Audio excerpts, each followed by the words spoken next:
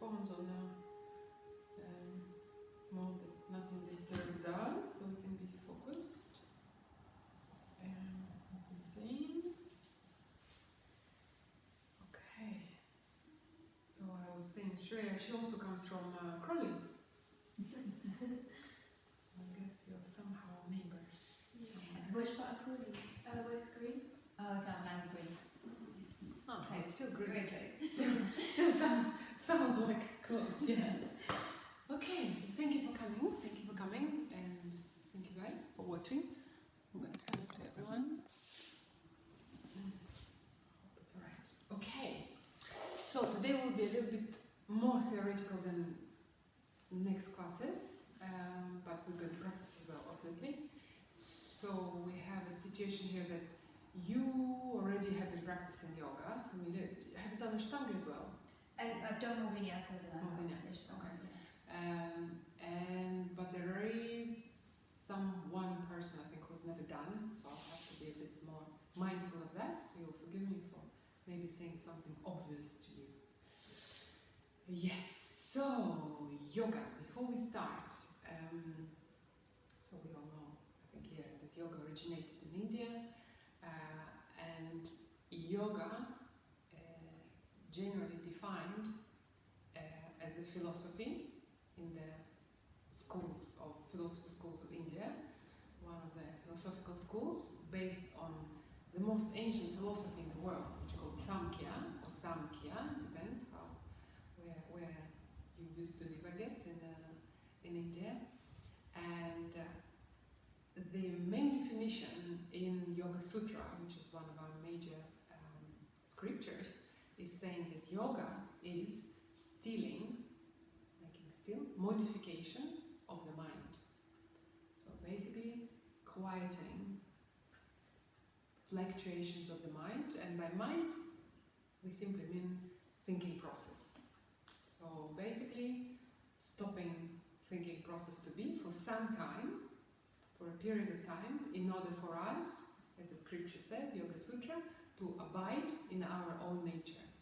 Because yoga is saying our nature is not only this material existence, it's not only our body, it's not only our breath, it's not only our mind and our thoughts, but it's much beyond that. So we are like this onion, which we peel the body layer, which we peel the breath layer, nervous system, we peel the layer of the mind, and deep within there is something untouchable and something which connects every being, not only human beings.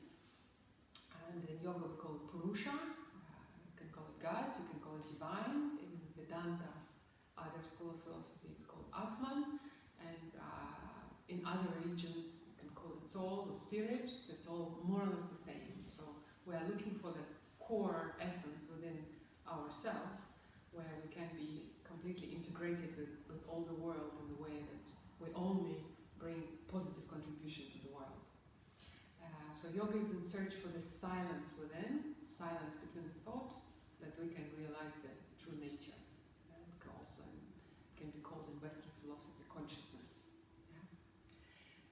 So obviously this course is for beginners, so we're not going to talk too much philosophy, but it's important for me to make you understand that I'm not going to teach here only where to put the leg, how to flex and how to extend the spine, which I love. I love the body work, absolutely, but the body work in yoga is there only for us to be able to be healthy with the body, so we can sit in meditation and contemplate on the higher aspects or deeper aspects of life. Yeah. So this is not.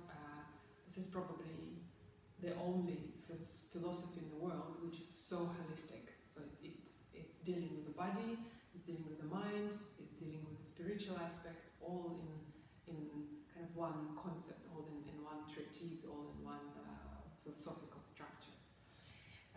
So any yoga is Ashtanga yoga. Ashtanga is a Sanskrit word which is the language of yoga. It's a liturgical language of India. You probably know some. Do you speak any? Speak Gujarati. Okay. And Hindi, yeah. Okay. Yeah. Okay. So it would be obviously easier for you probably. for us coming from Slavic culture, our language is also very like it's an Indo-Slavic group of languages, so we have a lot of common roots. So for me, sometimes when I read like scriptures, philosophical scriptures, which is very difficult to read, and there are English, I read in English, and there are English explanations of a particular word, because in Sanskrit like one word can mean like a huge concept, so you can't translate it one-to-one into English, but in the Russian language, I understand the root, and then I already much closer to understanding than English, for example. So it's a good blessing. Ashtanga yoga means 8, ashtal, anga, limb. So this is a classical philosophy of 8-limbed yoga. It's like your pathway towards spiritual realization. In yoga and philosophy, it's called involution, from gross to subtle. So like we're coming in our regular practice from practicing the body first, understanding the body, and then we're going into the breath, and then we go into mental practices to understand really who we are, what we are, and then get the silence, and in the silence within, in the space within, we can understand deeper who we are. So, Ashtanga yoga has these 8 limbs. So the first 2 limbs are the limbs which describe moral and ethical codes. It's like in 10 Commandments in Christianity. It's not exactly. We're not going to get on this course into this. We have a group on 2 Sundays a month. So we're gathering here at 5 o'clock and we're going through Yoga Sutra, the spiritual scripture, so where I explain it. But here in brief, I want to say, so this is a moral and ethical codes, the difference between them, and they're kind of deeper in a way than the Christian principles, because they deal with how you would behave in the society to be the good member of society, because we are the communal beings, and then how you behave if nobody's watching, or how you think when nobody's knowing. So how you create the clean mind, clean thinking process within yourself. So this is the first 2 limbs. So by this, actually yoga, this Yoga Sutra scripture is saying, this is actually before starting anything, before thinking about any enlightenment, just think about moral and ethical codes first. The 3rd limb is called asana, and asana means posture, in short. And there is a deeper meaning for it. It's actually a posture where you sit so still, so relaxed and healthy and well with your body, that you actually have a space to contemplate on deeper aspects of life. So that's why we do here, we're going to do and learn first asana, the postures. And the 4th one is called pranayama, which means breathing practices, or it actually means expansion of energy through breath work. So we're also going to learn here some practices to start pranayama. And the next 4 principles of 4 last limbs, they're called higher limbs, they are different levels of meditation. They start first from ability not to always listen to the input of the senses. So if I smell bread baking in the kitchen, but I know I just had a massive brunch, so I will say, okay, I don't have to have it. So if I see some beautiful dress and I have already 20, I'm not going to buy it. So I'm not going to be a slave to the senses which supply our constantly information. So this is already kind of a meditative aspect. And then we learn how to focus on something one.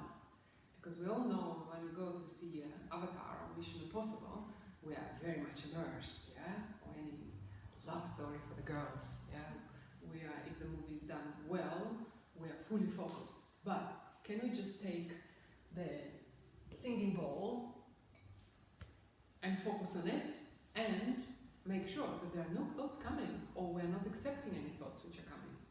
This is difficult, that in our world, in this time and space, and it's been like this according to scripture for the last 2000 years at least, human mind is distracted, dispersed, lethargic, and cannot focus, can be single pointed. And there is no possibility of creating a space when the mind can become still unless we learn the focus, the concentration. So that's why this even physical practice we do here is providing a lot of focus. So you can actually feel, on the one hand, tired, on the other hand, you will feel very invigorated. So it's something which creates also ability to focus, to concentrate, to remember better in daily life. And then, so I'm still talking about this higher 4 limbs. So the last 2 limbs are already limbs more meditative and more, they call it absorption, it's called samadhi. So this is when we, our nervous system is so prepared to have this emptiness and stillness in the mind, then there is an influx of information about the essence of the world, of who we really are deep inside. So this is called Ashtanga Yoga, which is the foundation of any yoga. Yeah? So if you go to the studio, you said you go to different studios, over there they probably don't teach it. They just take it out of tradition and just teach you postures, which is very sad, but that's how the Western mind works, unfortunately. So you just take something which is simple, it's understandable. So understand the body is simple. We here as well, we start with the body, but we already start integrating your understanding of why we're here. So we're not here only to, stretch, unless maybe you are, which is fine, but you will, I can 100% vouch for this, that even usually men are more strong-headed and they come only for the stretches. Something is happening to them. Like today I didn't have time because of the course. We were supposed to do meditation in the end. I said, so I taught them particular meditation, and the man, who is like always very resistant to meditation, said, but I would like to meditate. I prefer to meditate than to lie down. I said, no, now you're going to lie down because he had a lot of physical load. So something is shifting when people even start moving in this mindful way through these postures. There is some magic in it, definitely. So this is your Ashtanga Yoga, a classical system. And then there is, this course is dedicated to Ashtanga Vinyasa Yoga. So, do you know the word Vinyasa? Do you know what it means approximately? What do you think it means? Because you obviously do it. Yeah, you've done it. I couldn't give a meaning. I know the word. Yeah. I couldn't give a meaning. I think it's more fluid movements than it is than Ashtanga. Okay, so at the moment we talk about Ashtanga as a philosophy right now. Yeah, the word Ashtanga means 8 limbs. That's all it means, and this is 8 limbs towards spiritual evolution. Yeah. Now the word Vinyasa, it has few translations, as most of the words in Sanskrit, and it means going from place to place, going step by step, or constant flow, like uninterrupted movement of life, like it is. There is life, there is maintaining of life, and there is dissolution, or we call it death. It sounds very scary, but it's like life, maintenance, dissolution, life, maintenance. It's a circle of life. It's all circle of life, and we know whatever comes to be is going to dissolve. But we know also, according to physics, no energy in the given space is ever disappearing. It's just becoming something else. So it's not a spiritual concept. It's already it's physics. We are all energy. So so this is the word Vinyasa, which means step by step.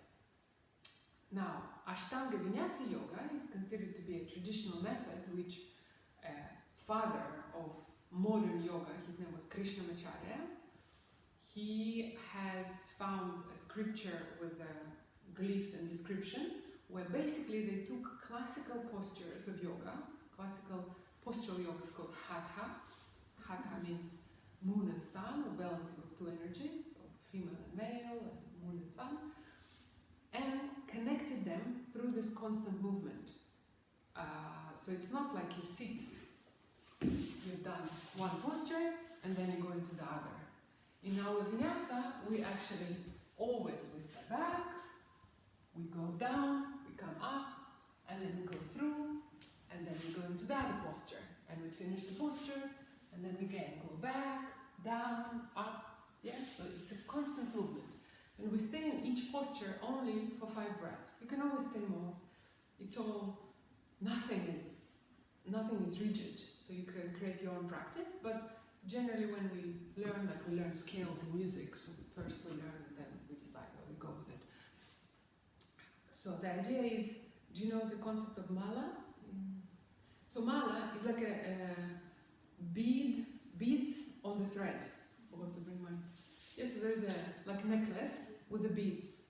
So necklace, the thread itself, think of it as this vinyasa. It's some kind of, it's your path, it's your route.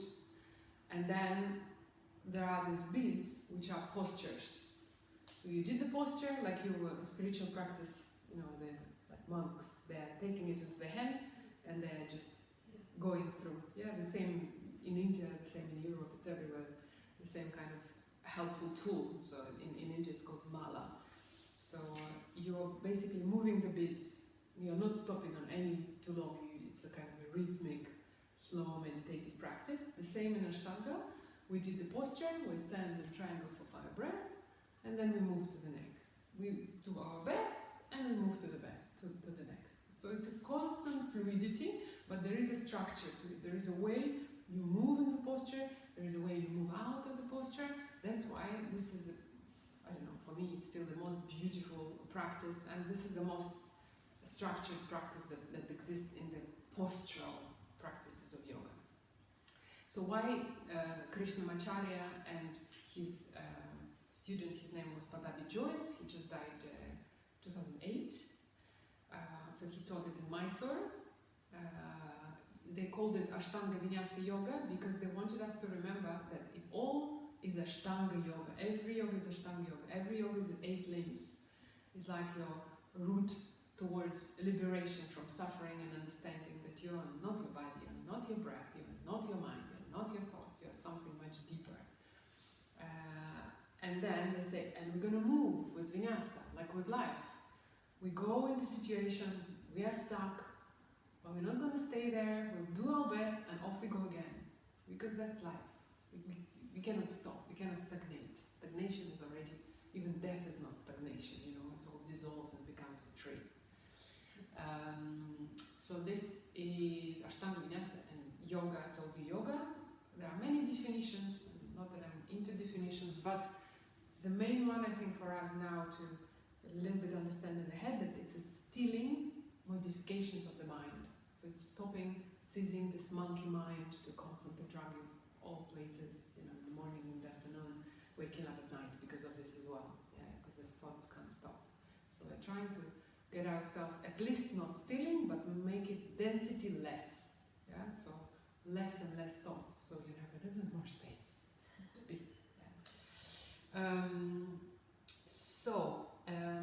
Ashtanga Yoga, Ashtanga Vinyasa Yoga. So in this course, what we are going to do practically, we are going through the foundations which will help you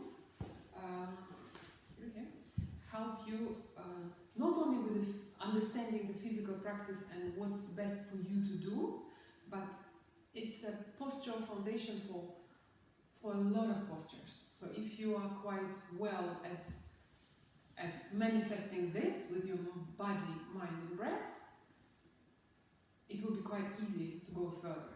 So we are going to learn here sun salutes, 2 sun salutes, which we do in Ashtanga Vinyasa Yoga, and then we are going to learn all the standing postures. So here in this stance we have here all the names in Sanskrit language, and then you also have English translations. And next class we're going to talk about vinyasa and state of the asana, but generally vinyasa in Ashtanga Vinyasa system, not in Vinyasa Yoga. Vinyasa Yoga is like a modern Western invention. In Ashtanga Vinyasa Yoga classically, every breath and movement synchronized together is called vinyasa. So when I raise my arms and I'm telling inhale, so this is vinyasa. When I go down on the exhale, arms down, this is vinyasa 2. So, but you will understand it. Don't worry, we will practice that. And state of the asana is where we stay for 5 breaths. So it's like a heart of the asana. But that's just generally for you a little bit to explain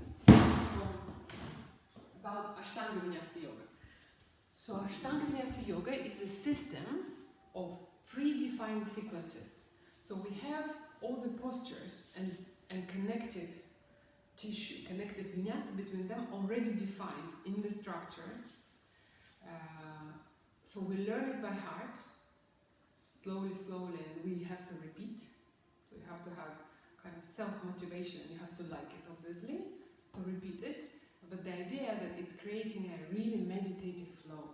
When you know already the postures, when you know how they connect, and there is a lot of logic in it, then you can just flow with it, and with the breath, your movement and breath are completely synchronized. So the idea is that your mind is directing your breath. So obviously, now you probably breathe, you don't think how you breathe.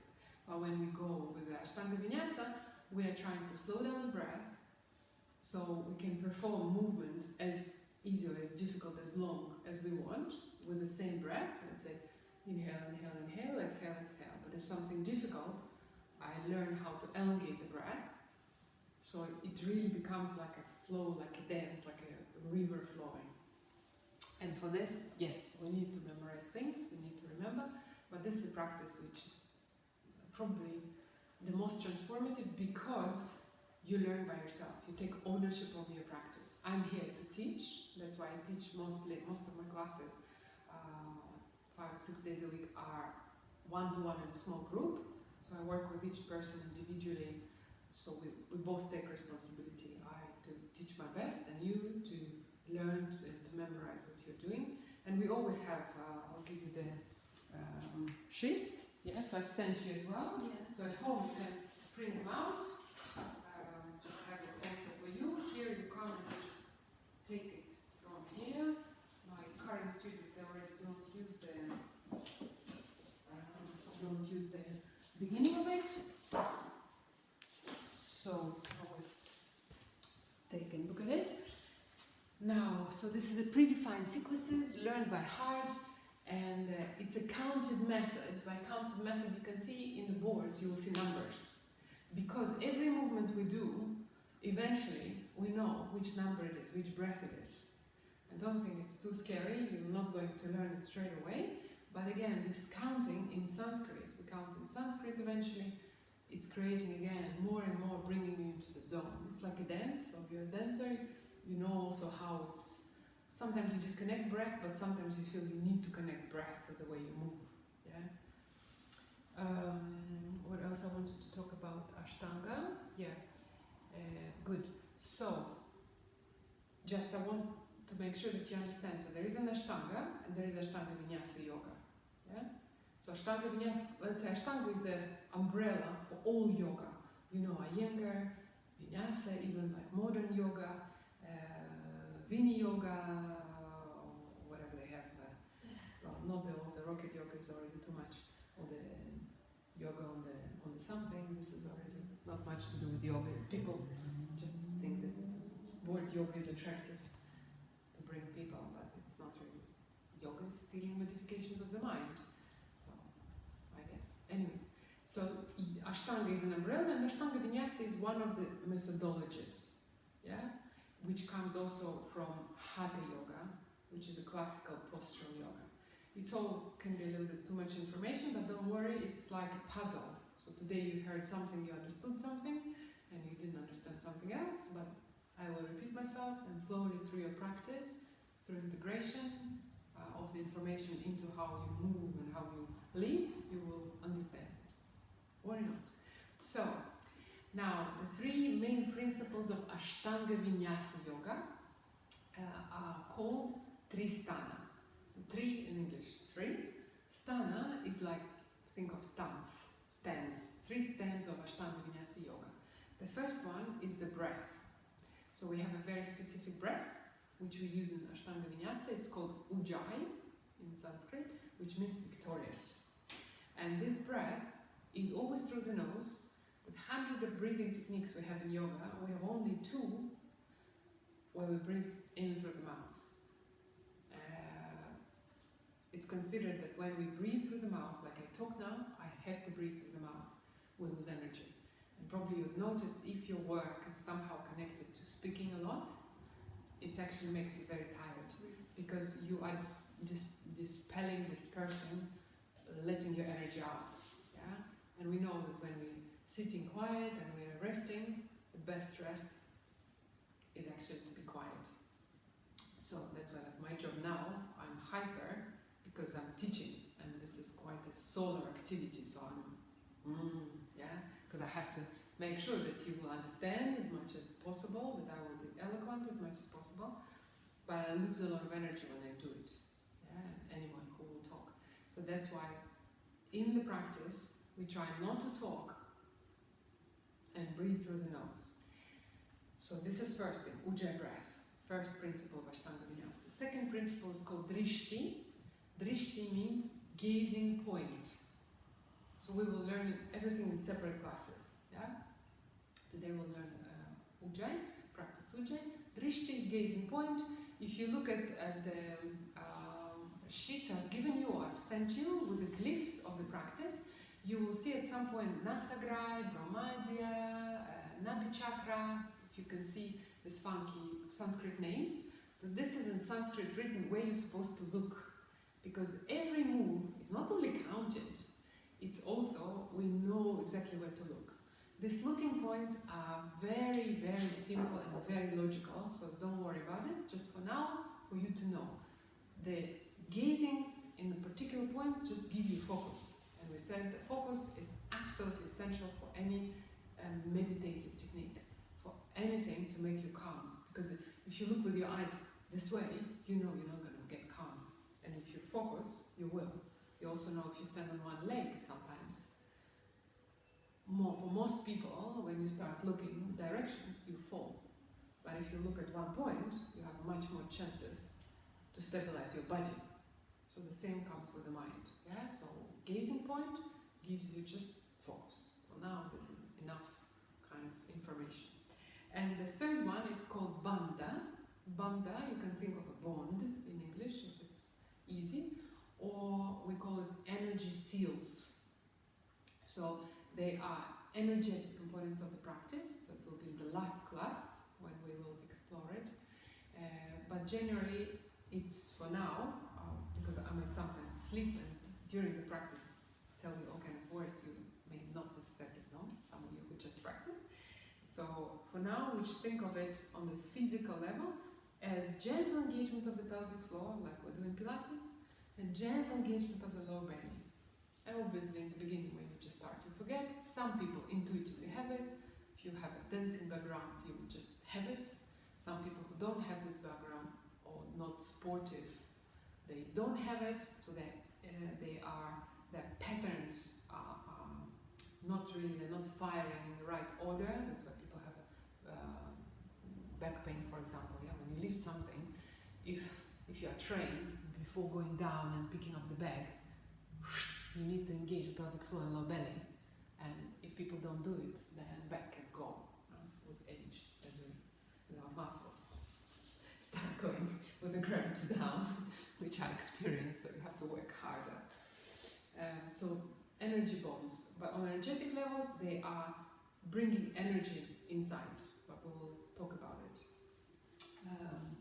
So this is Ashtanga Vinyasa basics. And obviously the concept of Vinyasa we have talked a little bit, going from place to place. We're never really stuck. If you do something and you're not sure if you did it right or wrong, you're by yourself, you did what you could, you think about it, your body starts thinking about it. The idea is that wherever you stand, you can breathe freely. So your breath is more or less fluid and not obstructed. And then slowly you learn the sequences, how they are defined in the correct mode.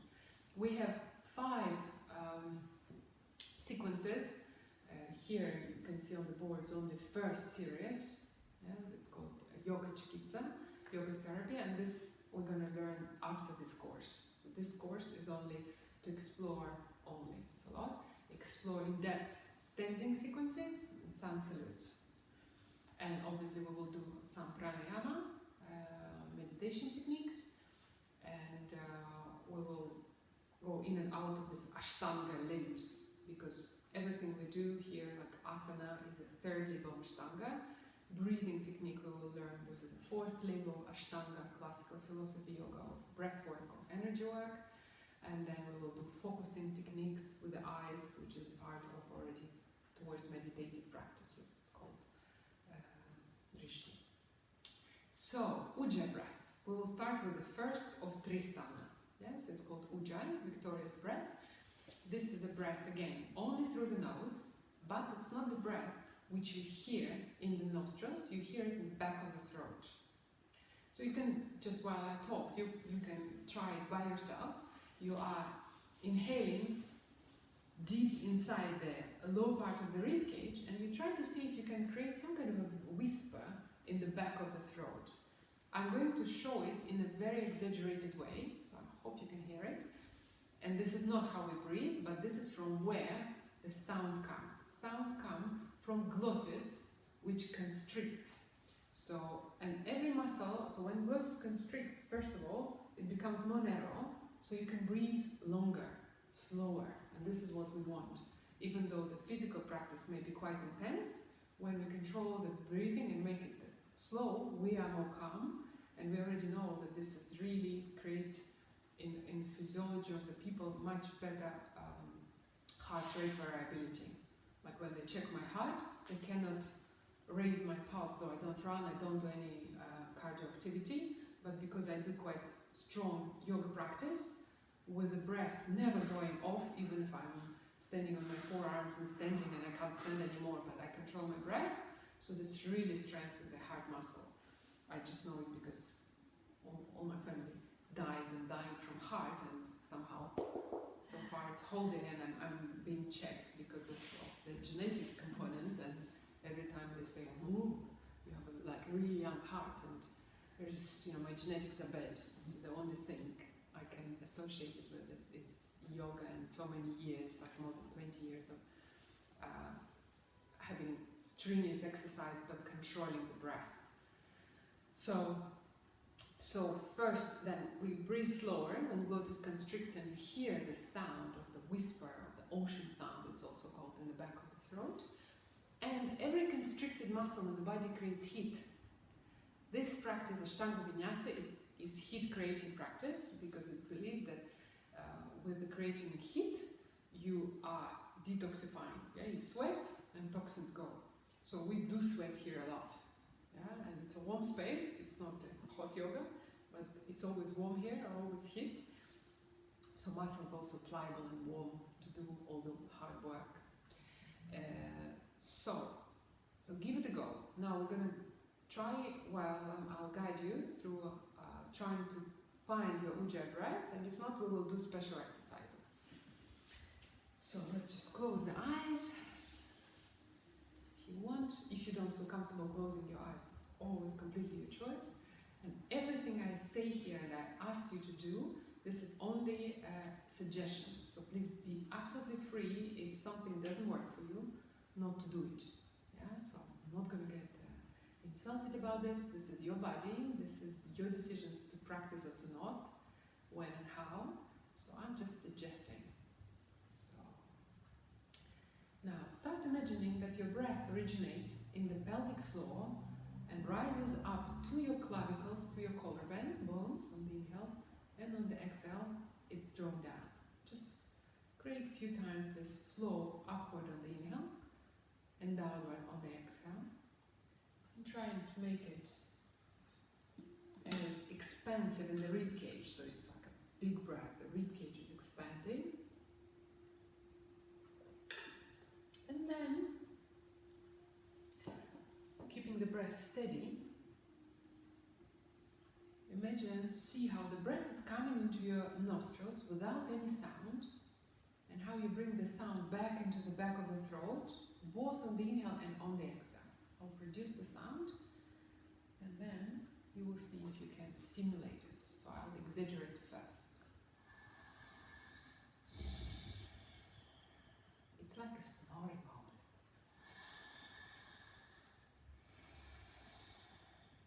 And then you start lightening up. It shouldn't be too strenuous for the throat, but if you have had a cold, for example, or if your body has too much of mucus, you may feel like you want to cough.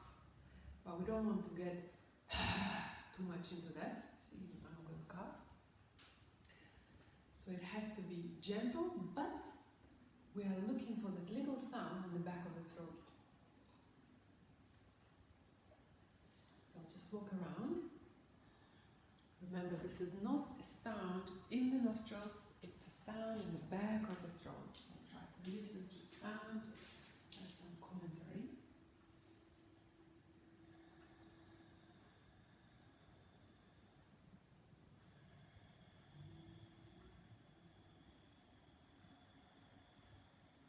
Good. And inhale the same. Bring it to the back of the throat. So you always can hear the gentle whisper in the back of the throat.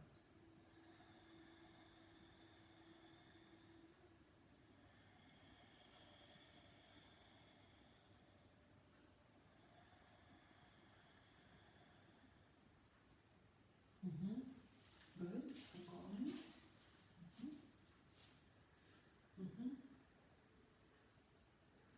Good. So just keep on trying to breathe. So those of you online who are not completely sure,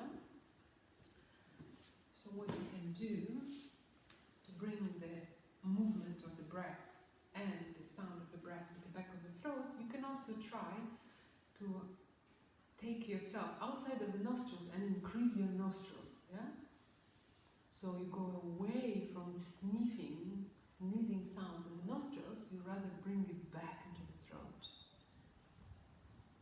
As if you almost feel that somehow air miraculously come from the face back into the throat. Obviously it comes into the nostrils, but it is not constricted by sniffing. That's why it comes straight into the throat and creates the sound.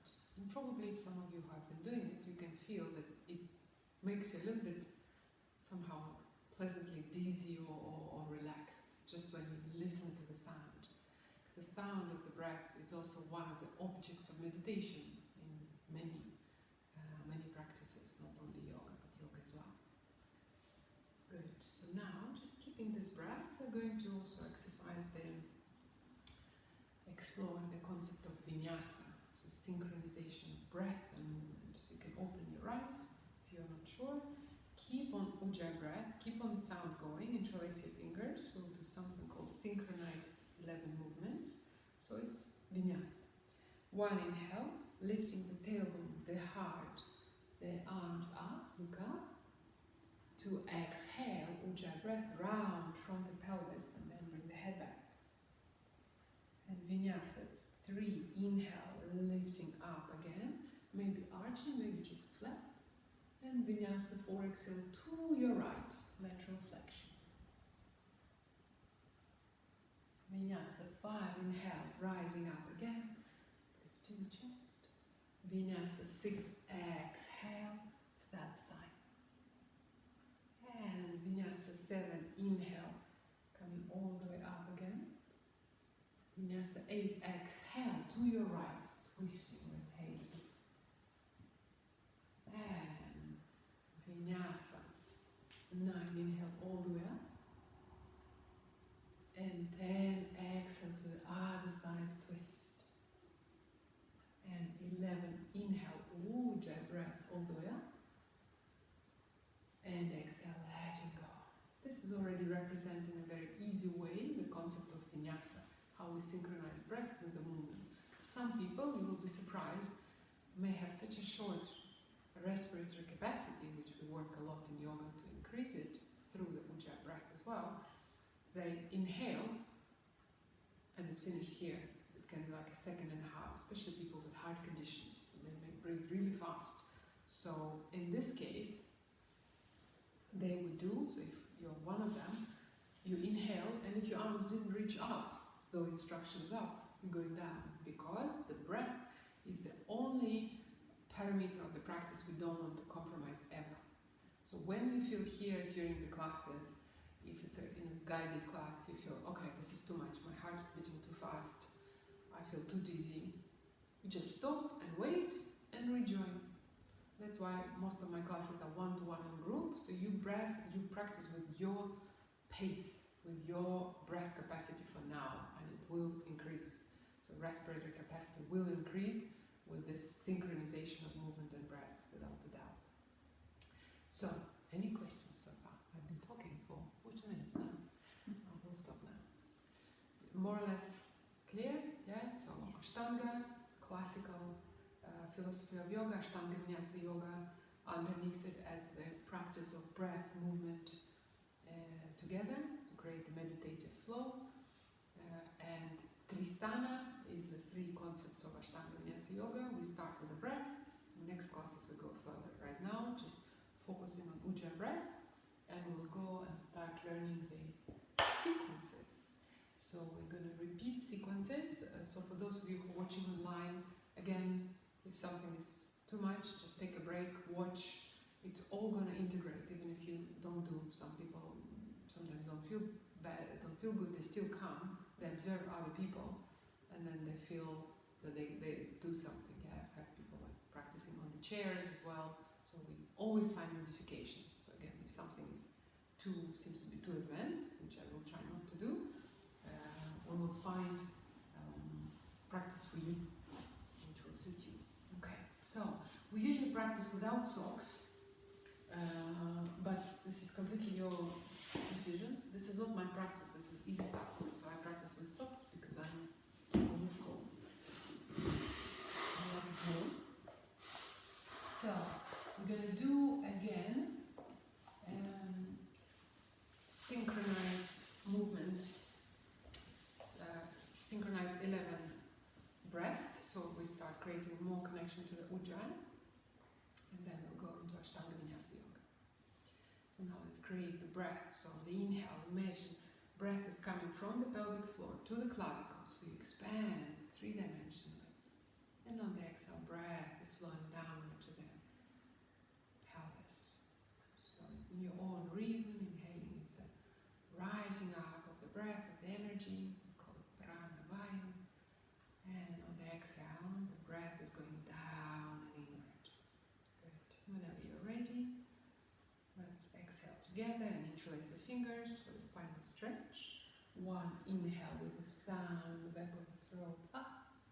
Two exhale from the pelvis through the upper spine and head in. Three inhale, rising up again. And four exhale, lateral flexion to the right. And five inhale, arms up again. And six exhale to the left. Seven inhale with the sound of Ujjayi in the back of the throat. Eight exhale, twisting to the right. 9 inhale, up again, maybe heart a little back. And 10 exhale to the other side. And 11 inhale all the way up. And gently letting go. Good. And slowly with control, they're coming to all four. So free your legs. Everything, so there's a space. Even. And just a little mobilization. Hands are shoulder widths apart. Knees, hip width. We are pressing into right hand and right knee and rounding. And start exhaling. Travel with the weight to the left. And from left to right, you are arching. And inhale.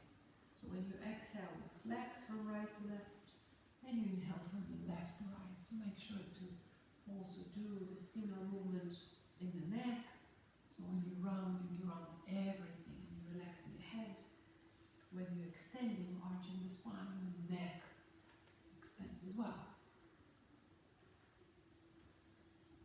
Good. Now we change direction. From right to left we are arching, so change direction to the left, and then from left to right you are rounding. We're trying to create mobilization into all directions, flexion and extension, and also lateral movement of the spine.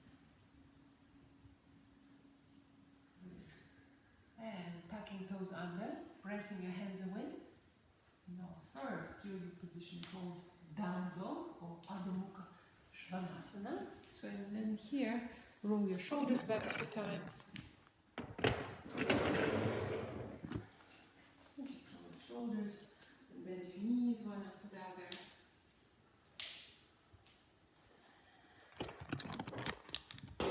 Just feel like pedaling your knees. Good. And on the tail of your exhalation, bring your knees to the chest to the knees, and look forward. You can always look at the knees, so bring your knees to the chest and look forward. Keep your belly in, back and back to the heels, towards the heels. Yeah. And inhale, step forward, look up. And exhale, fall down. And on the inhale, press your feet into the floor, start rising from the insoles of the feet into the heart, the head, and back into neutral position. Okay. So the first position is the position, probably the most important one for the whole of your yoga practice and your yoga journey as it unfolds, because it's called Samastitihi, or equal foundation, equal grounding. This is a position where we find neutrality. So if our posture is generally, so just relax now and stand how you would stand comfortably without thinking too much about it. So for many girls, it's going to be, no, on two legs, yeah, not without bend. For many girls, it's going to be this, yeah, creating more arch, relaxing the belly, lifting the chest. For other people, it's going to be more like this. Yeah? So we want to find some neutral position between these two, between flexion and extension.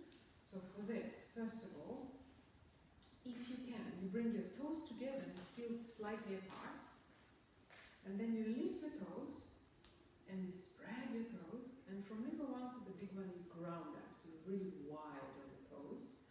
Now think, even if you can't yet do it, but just think of broadening the roots of your toes, your balls of the feet. Now press into the inner heels, yeah, inner heels and outer heels.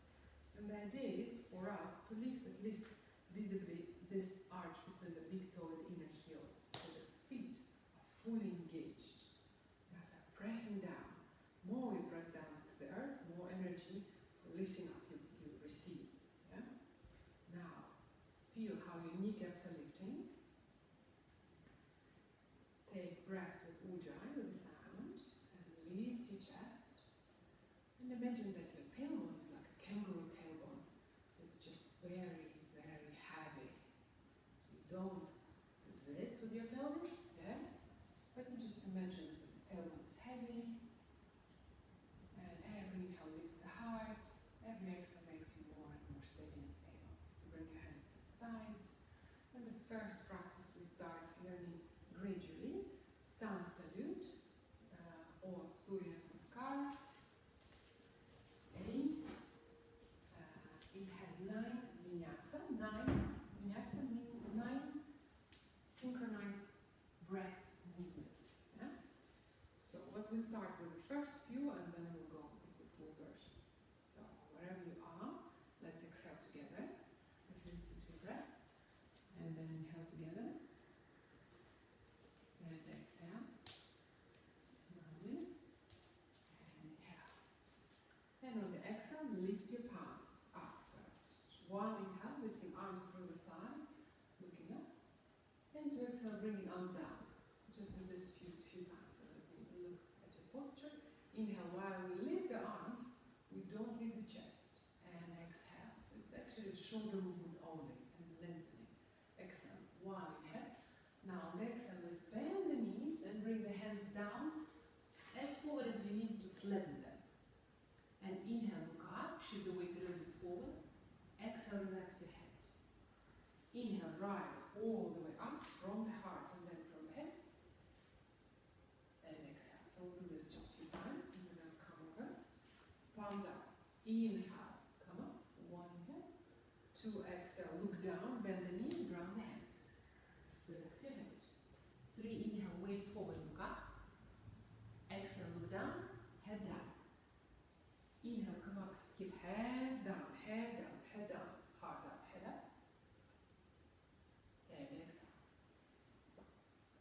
inhale, heart up, arms up, head up. 2, exhale, head down, hands flat, shoulder widths apart. 3, inhale, weight forward, look up. Exhale, look down, head down. Inhale, coming up, head down, head down, head down, head up left, and exhale. So I just want you to look. So the way we go is quite natural. We don't want to strain the spine when we're young, when we don't necessarily feel it. Believe me, it's better to create a good pattern in the body for the future, especially if you're mobile. And you girls, mobile, hypermobile. And I'm hypermobile. After the age of 15, you know, you have to be very careful. So when you go down, like how do you walk in the street? You walk like this. Most probably you're gonna bump into someone. The same in yoga. It's just movement. They're just a bit more sophisticated, yeah? When you go down, when the instructions fold forward, look first. So the head goes down first and then heart follows. When you come up, the head is relaxed. You already know where you're going to go. You stand, you bring your heart up, and then head comes up by itself. Okay, so exhale, you can just try. Exhale, look down, come down. Inhale, keep looking down, bringing heart up and head up. So exhale, lead with the head, forward with the heart. Inhale, lead up with the heart, follow with the head. That's it. And everything we do is going to be based on this movement, which is quite important to the spine. Otherwise, if you come like this is not only strain on the cervical spine and the neck, but on the lower back as well. So we just want to release unnecessary tension. We're going to have enough tension. Yeah? Okay, so now we're going to go all the way into Sun Salute, Surya Namaskar, 9 Vinyasa. Ready?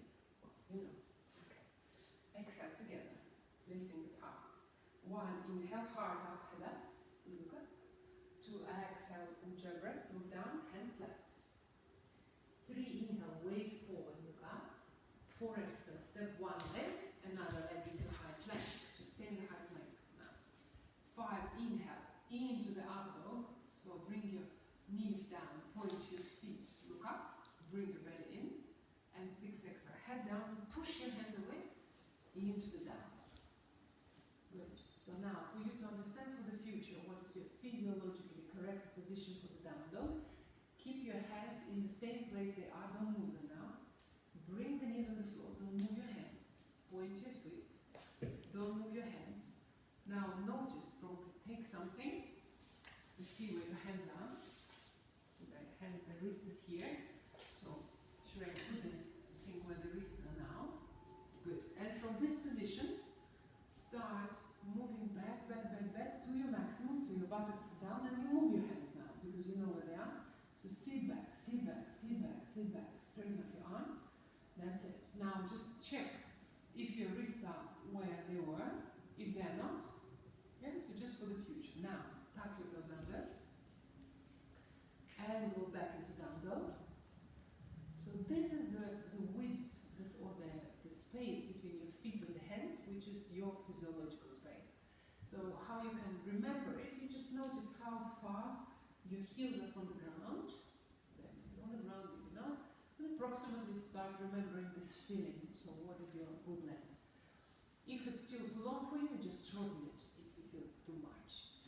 So, but making it longer, making it more difficult. Okay? Now, exhale, chest to the knees, look forward. It's not clear, bum back. Yeah, exactly, look forward. And 7, inhale, step forward, look up. 8, exhale, fall down. Relax your head, Ujjayi breath. 9, inhale, press through the feet, rise through the insole of the feet. Lift the kneecaps, the heart, the head. Back to Samasthiti. Good. And again. So remember, we're always stepping back on the mat. You always want to step on the mat. So start somewhere in front of the mat and you know your length. So just make sure you're not with the hands on the mat and with the feet on the floor. Because eventually we jump. If you want to jump, then you can sleep. It's not going to be pleasant. Just safety. Exhale together. Ujjayi. Give me some Ujjayi. So Ujjayi is your personal breath. I cannot tell you how loud or how quiet to be, but I can only tell you that you want to hear it. when you feel cold, it's good to breathe louder, or you feel nervous, actually you focus on the breath, or other times when you're tired, it can be just a bit more soft. Completely variable. Now, exhale together wherever we are, lift your palms. One, inhale, heart up, head up. And to exhale, hand down, hands left. 3, inhale, weight forward, look up, hands on the floor. 4, exhale, step back. Knees on the floor now. And maybe a little bend of the elbows. Just a little bend of the elbows without arching the spine. Without arching. Yes. Inhale. Now you lift from the heart and head. Head up. And exhale. 6. Exhale into the down. Good. So now you can do what we've done before. Check your position. Or you already can kind of understand what's the space between the hands and the feet. So while you stay here, you spread your fingers. Press into the roots of the fingers. Ujjayi breath so you can hear. And you're trying to shift as much weight to your feet as you can. Now exhalation, chest to the knees, gaze forward. 7, inhale, step forward 1 step or few steps, look up. 8, exhale, fall down. Relax your head. 9, inhale, press to the feet, relax your head, rise from the navel, heart, and then chin forward and up. Exhale, release. Great. Neutral spine. Again, find your neutral. Don't exaggerate. I know we're dancers, so it's not very pretty. But here we're trying to be kind of more stabilized. Because when we dance, there's a lot of, I guess, damage in the way happening there because the movement has to be beautiful, and for beautiful you want big curves. Here we want a little bit more stability for the mobile body. Exhale together, lift the palms. 1, inhale, heart up, head up. 2, exhale, head down. Bend the knees, hands flat on the floor. 3, inhale, weight into the hands, look up. 4, exhale, long step back, knees on the floor. Just a little flat lying down. 5, inhale, point your feet, lift your navel and heart, shoulders down. 6, exhale into the down dog. So down dog is the space where we stay for 5 breaths, but now we're learning choreography, so we're just going to learn a little bit more choreography and then we'll start staying more in postures. Exhale, chest to the knees, look forward. 7, inhale, step forward, a few steps, or 1, look up. 8, exhale, fall down, relax the head. 9, inhale, press through the feet, engage your buttocks, your gluteals, lift the heart, the cheek, the arms. Loud, and exhale. You're very easy. I don't know what's happening there. The new people. But we will try Sansalute B, and you can also just watch first and then see. So Sansalute B, as you can see, Sansalute A has only 9 vinyasa, 9 synchronous breath. You probably noticed. So it's fully synchronized. 1, inhale, 2, exhale. This is vinyasa 2. 3, inhale, vinyasa 3. 4, exhale, vinyasa 4. Now in Sansalute B we have 17, so it's a long one. It's quite intense, especially for people who are not super physical. I don't teach it non-physical people in the beginning, but I think all of you who join the course are quite physical, because I have people from fitness background coming.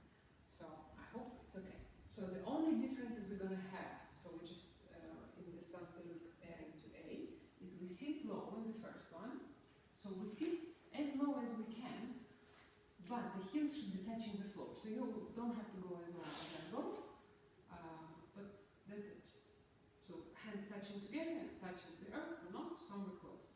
We're going to have this low squat first, then we're going to have a chair pose. So this is the higher squat. Yeah, the weight is back, and there is no arch in the spine. Yeah, it's just flat. So we start connecting more to the low back. That's it. This is 2 postures, and then there is one more. It's called the warrior. We're going to step.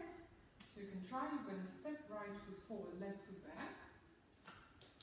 Exactly. You decide how.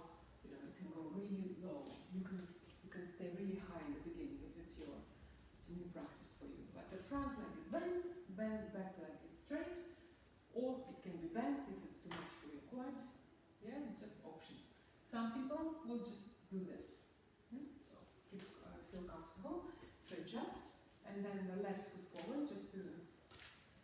experiment before we do the full sequence. And in this position, I prefer for people to keep the heel off the floor. It just protects the knee better, but it's less balanced, obviously. So for those of you who feel too wobbly, you have to remember that you have a hips width. When you stay with the feet on the hip width, you will always be more balanced than feet together. The same goes for long stances. If my foot is foot to foot, this is more difficult, yeah? Heel to heel kind of in one line. If I bring one leg into the same width with my pelvis, I'm going to be much more stable. So you can always, within the practice, readjust yourself, yeah? So, and then eventually you will go heel to heel and there's no problem. We're going to try it. 17 vinyasa. You've tried it many times, but you've done probably vinyasa, they do this absolutely. Because vinyasa yoga was developed by Americans when they came to Mysore to practice Ashtanga, vinyasa yoga, and realized that this is too hard for majority of the population. They had to adjust, so they made the chaotic, lovely looking flow. Yeah, so this is a very structured practice. It gives you structure, and then you may decide to go with the structure, but there's quite a lot of beauty in the structure itself. Now, again, so first we find some steady. Now we sit low, hands touch, slow squat first with the exhale. 1 inhale, higher squat, chair.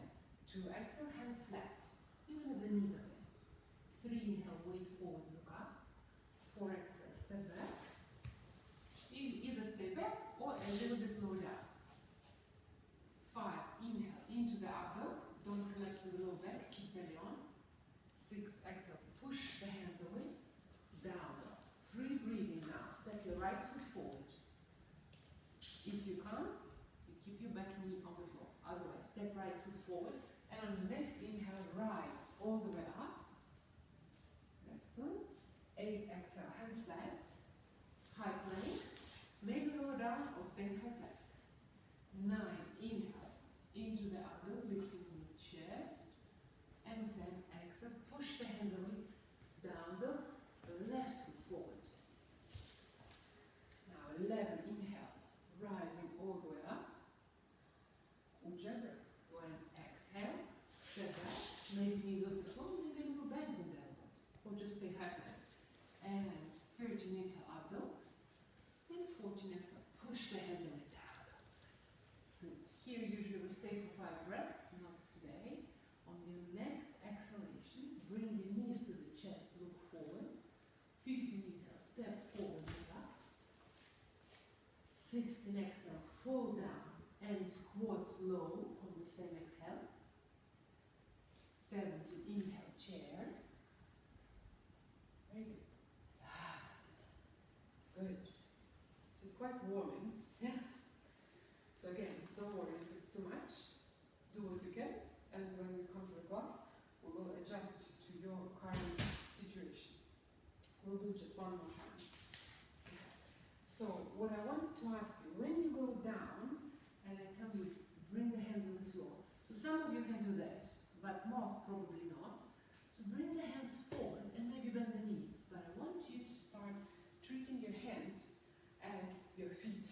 So we start relying on the hands.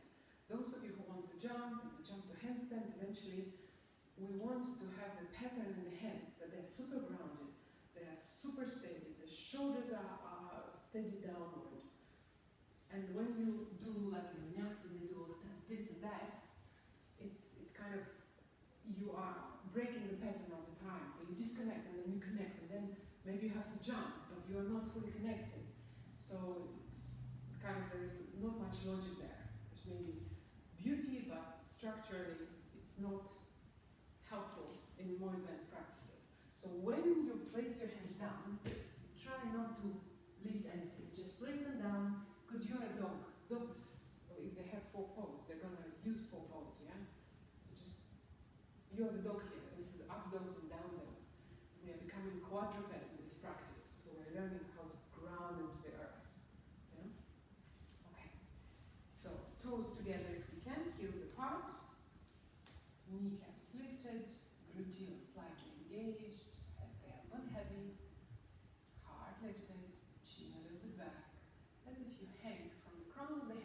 into the sky, into the mythological Christmas tree from somewhere up. Okay, now exhaling together, lifting the palms. Oh, sorry, we're going to be exhale, slow and stretch. One inhale, lifting to the chair. Two exhale, hands flat, relax the head. Three inhale, weight forward into the hands. Four exhale, long step, maybe knees on the floor, and a little bend in the elbows, straight body. Five, inhale, point your feet, belly on. Six exhale, push the hands away into the down dog, right foot forward. Maybe short stance, yeah? Seven, inhale, rising to the warrior. Eight, exhale, high plank, chaturanga, bend the elbows slightly. 9, inhale into the other, and 10, exhale, down, left foot forward. 11, inhale, hips square. 12, exhale, step back, maybe knees on the floor, maybe not, lower down a little. And 13, inhale, point the feet, press the feet down, and 14, exhale, push the hands away, bottom up, down. Just take few free breaths through the back of the throat. Draw your shoulders away from the ears. For those for whom it's hard to stay here, you can always put the knees on the floor and push the hands away. And the next exhalation, chest and knees. 15, inhale, step forward, look up. 16, exhale, fall down and squat. 17, inhale, chair. Utkatasana. Samasthiti. Beautiful, beautiful. Good. So you can stay in the high plank and go to chaturanga. You can do whatever you want. I've been a bit out of practice in the past Yeah? month. Okay. So now I would like you to do by yourself whatever you remember, sun salute 8. I'm going to guide you. I'm not going to show, so at least, because we're trying to get rid of this concept that you have to look all the time at someone. Because we want to get into the point that you have to think about what it is. I'm going to tell you, yeah, and you're going to do it without watching me. You can, though, watch, for example, your glyphs. These are glyphs which are done by one of my first teachers, John Scott. He is also a designer, engineer, and he made this beautiful offering to the society, to Ashtanga community. All the world is using it for the last 30 years. Okay, sun salute A, 9 vinyasa. You know it. So first, let's synchronize the breath. Exhale together. Can I put the camera on someone, for the people, or it's okay? Yes. Yeah? Okay. Okay. Well, I'll try this. Good. Good. Good. And exhale together again. Long inhale through Ujjayi. Back on the throat. Good. And exhale. Lifting the palms first. 1 inhale, reaching up. Look up. 2 exhale, look down, hands flat. 3 inhale, weight forward, look up. 4 exhale, long step back. Maybe knees on the floor. And a little low down, keeping belly in. 5, inhale, rising from the navel, heart up, on the feet. 6, exhale, head down first, belly in, and then down. I hope it's okay that I do the touching. So now bring your chest in, yes. Neutralize the spine, because you're super flexible.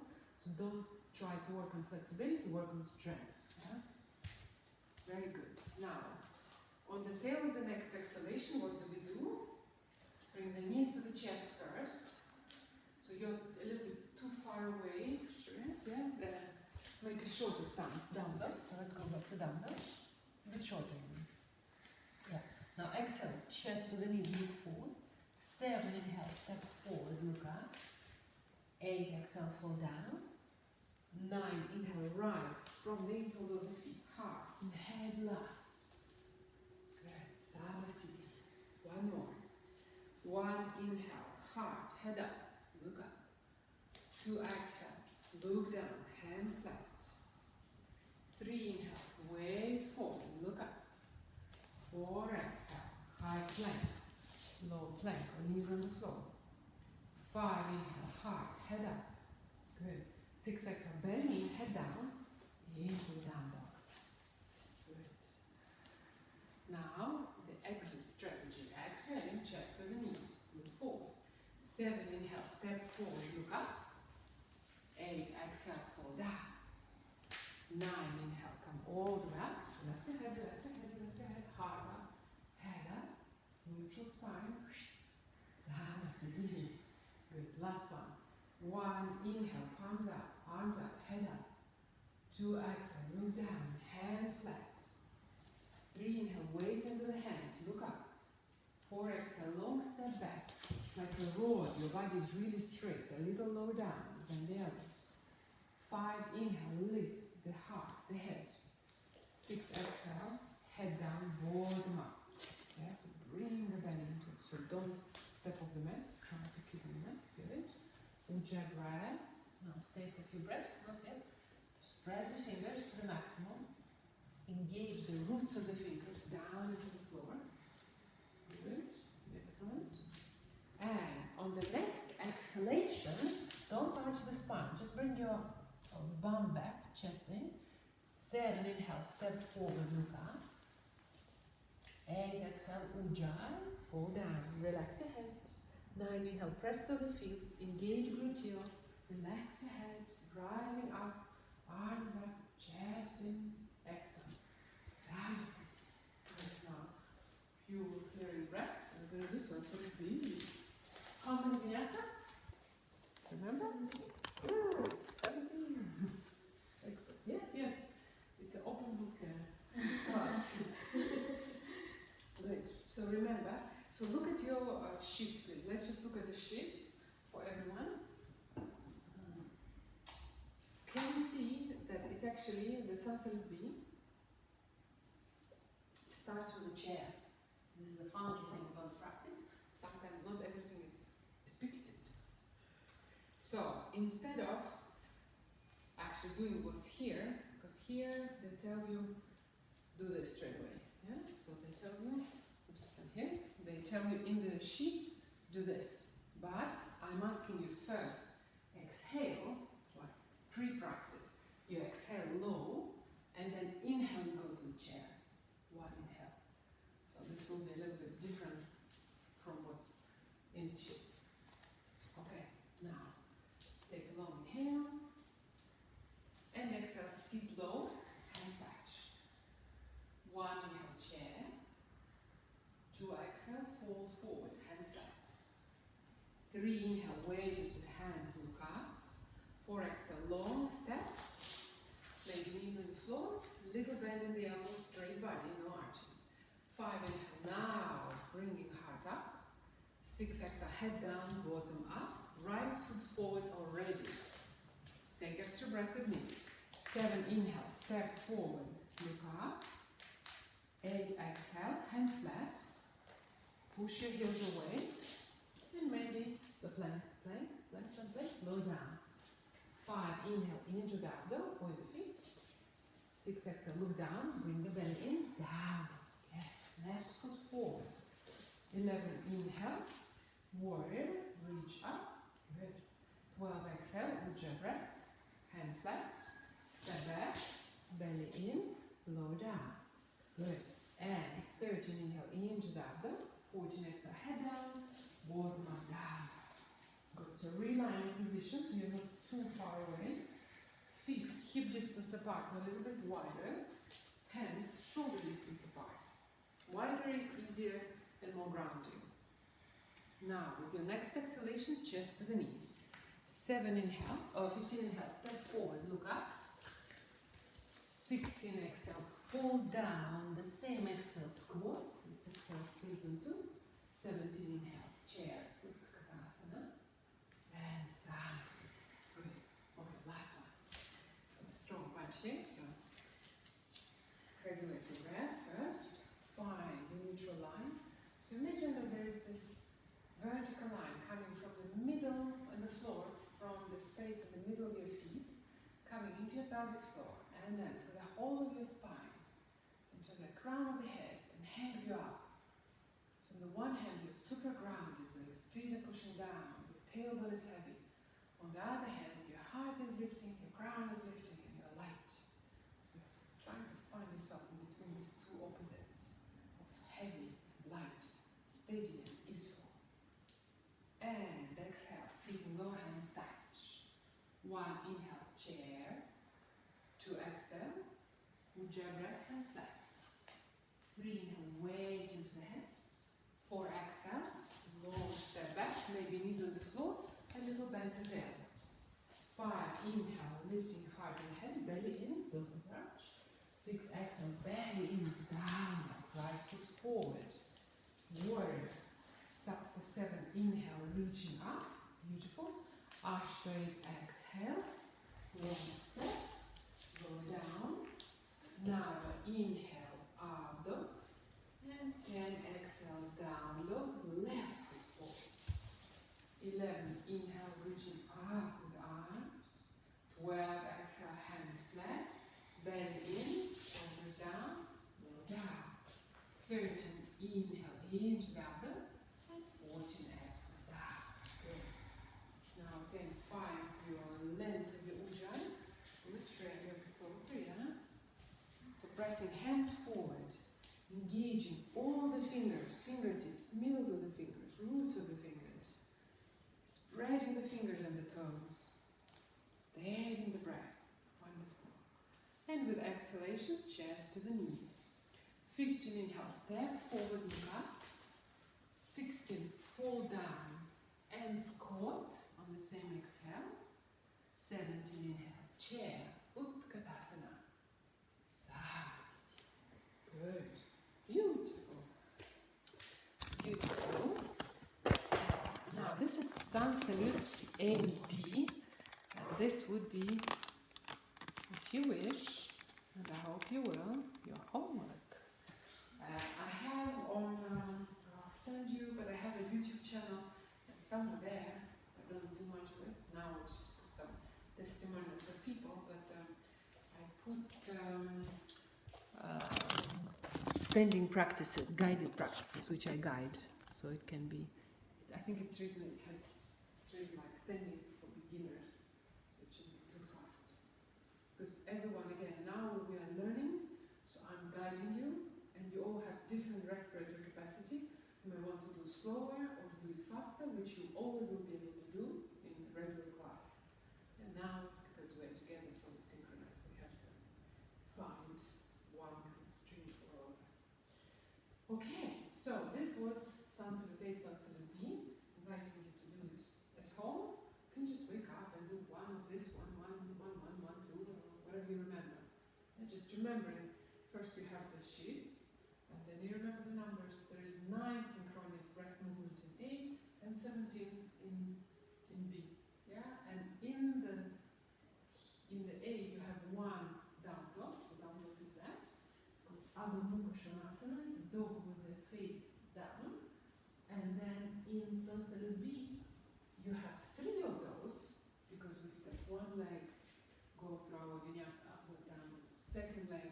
So only in the third down dog, you will see in your sheets, it's written. Third down dog, it's written here, exhale 5 breaths. So it basically means it's a state of the asana. So here you stay for 5 breaths. You can stay in the third sun salute for 5 breaths. Yeah? Shreya, because Andrea knows this stuff. Is it clear? If something not clear, please feel free to ask questions. But because of your background, it's kind of easy for you. Okay, now we turn the page. Page 2, standing sequences. So, in Ashtanga Beginners yoga, I said we have 5 sequences, which are seated sequences. Kind of seated, they're not all seated, but normally they're more grounded than standing postures.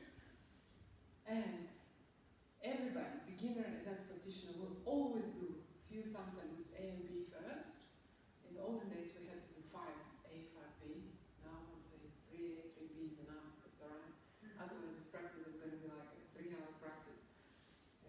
It's on one hand, it's warming you up. On the other hand, it's called sun salute because sun is what gives life to the earth. We would be nothing, no matter which religion we are exploring in our life or believing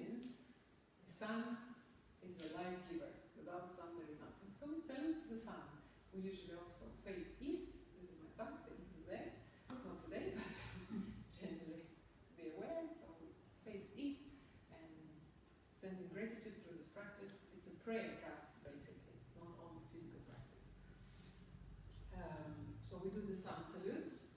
All practitioners, advanced, not advanced, beginners. Then everybody's doing most of the standing sequences. So for, let's say, first year or two, we always do the full standing sequences which we are learning here. When we are going to more advanced practices and practicing more than 2-3 years, and we practice different seated sequences, then we can cut because there's more there, more complex. But generally this is a basis, and they are first created to start developing more flexibility in the hips.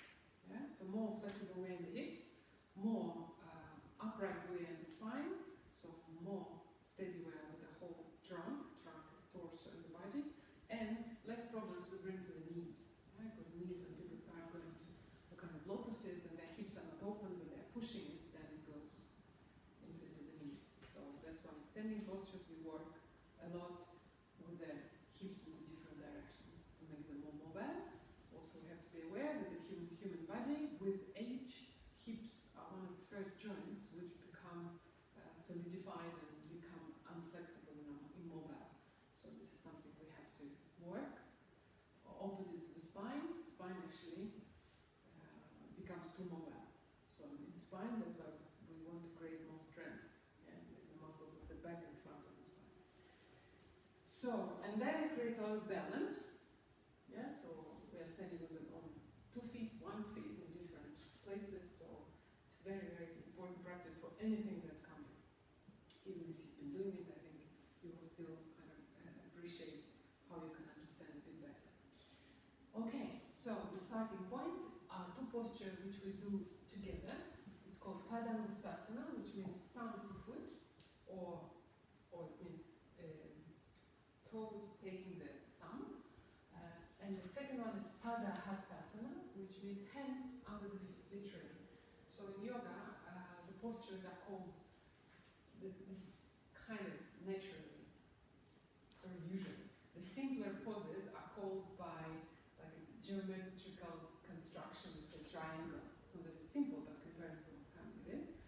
Or when you're taking the toes, so it's exactly the instruction.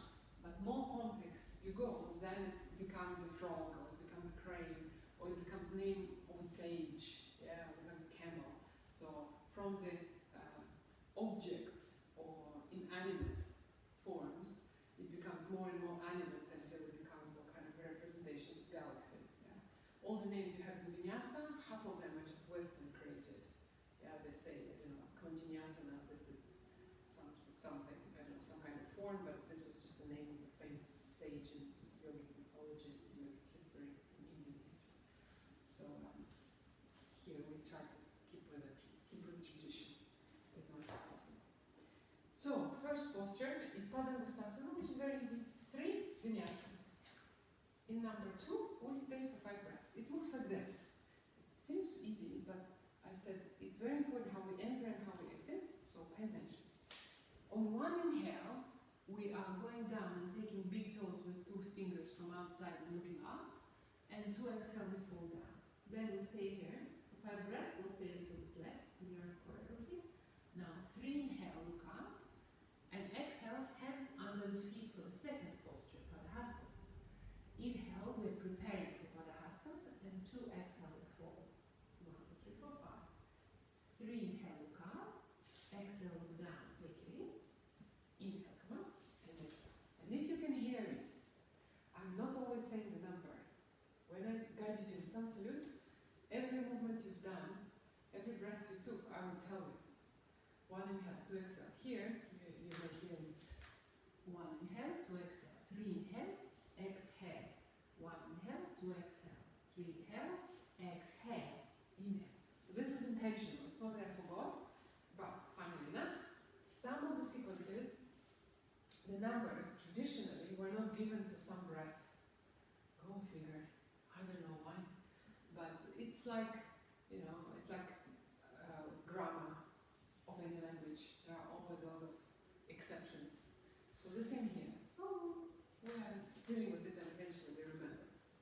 Okay, so we always start in samastiti. If you feel unbalanced with toes touch, heels apart, you go a bit wider. But generally, if you can, toes touch, heels slightly apart. Good. Now, ujjayi. Whenever we're ready, on the next inhale, we're going to do this little complex action. We step or jump, feet hip distance apart. We're taking the toes and we lift the chest. So one inhale, feet apart, take the toes, look up. Two exhale, fall down. Now we're staying here. While you stay down here, in Ashtanga we are working always with active stretching. What does it mean? It means you push your toes down, but you pull them with your hands. And you stay in this position, let's say 20-30% of your action. Head completely relaxed. Good. You gaze to the line of the nose. There's a little pull of the hands and push of the toes. So you feel the arms even, the muscles of the arms engaged. So the whole of the body is engaging with this. Maybe you're trying to straighten up your legs or not. Depends on your hamstrings. Now, 3 inhale, look up. Straighten up your arms. Exhale, place the hands under the feet. Maybe bending the knees. Deep is more important than straight legs. Now, inhale, look up for second posture, which we two combine. And 2 exhale, 4. Now, your head is completely relaxed. Your weight is forward. You gaze to the line of the nose. And again here, the same. Feet are pushing down, hands are pulling up, and you're somehow frozen in this tension one against each other. The thighs, front thighs, your quadriceps are lifted. Good. Now, 3 inhale, look up, move forward, and exhale, look down, hands to your waist. Inhale, come up. When you come up, relax your head, come, there you go, heart, then head, hands to the waist. And exhale, back to side. So we'll do it again, just choreographically. 1 inhale, taking big toes, looking up. 2 exhale, fall down, relax your head. Just take 1 or 2 breaths. Slow, ujjayi. Now, for Padahastasana, 3 inhale, look up. Exhale, hands on the feet. Inhale, reach up with the heart and head. 2 exhale, down for Padahastasana, hands on the feet posture. Pressing the feet down and drawing hands up. Relaxing the shoulders and the head. Now, 3 inhale, look up. Exhale, look down, hands to your waist. Relax your head. Inhale, rise all the way up. And exhale, back to samastiti. So now, 1 inhale, step or jump, feet distance apart, take your toes. And 2 exhale, fall down. Good. So keep your weight forward, so you challenge yourself to the extent you don't fall, but you're forward. Good. Now, 3 inhale, look up, straighten up your arms. Exhale, hands under the feet for Padahastasana. Inhale, reach forward, lengthen first. And exhale, now fall down. Good. So how we enter and exit anything in life, including this, is quite important. Good. Now, 3 inhale, look up. Exhale, look down, hands to your waist. Relax your head. And inhale, rise all the way up. And exhale, back to samastiti. Beautiful. Now, next one is going to be Trikonasana. So, what we have done already here, generally there are 2 different postures we have done, yeah? But we didn't come up to standing. So in Ashtanga we have a concept called full vinyasa and half vinyasa. So full vinyasa is when you, after a particular any sequence, find yourself here in neutral, standing up in samastiti.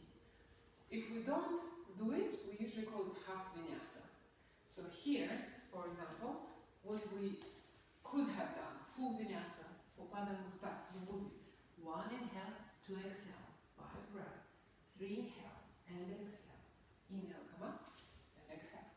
Padahastasana.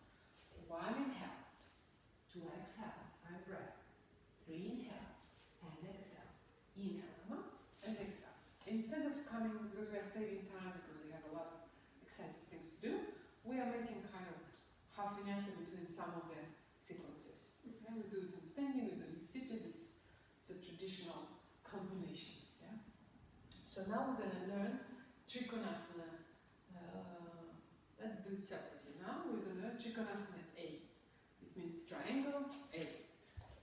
gonna stand here so you can see me. Right there. Good. So we're standing in front of the mat as always and breathing Samastiti. Okay? You'll see me because I'm going to face you and you will see me. So let's stand not in front, let's stand in the middle of the mat. So for those of us who decide to jump, we're going to jump to the right. Or for those who don't want to jump, we step to the right. Okay? So you decide. Those who can jump, jump. Jump is good for any age. It's good for osteoporosis and the engagement of the pelvic floor. Good. So right foot straight, left 90 degrees. So look at the position of your heels and see if you're balanced enough. You put heel to heel. Now on the same kind of line.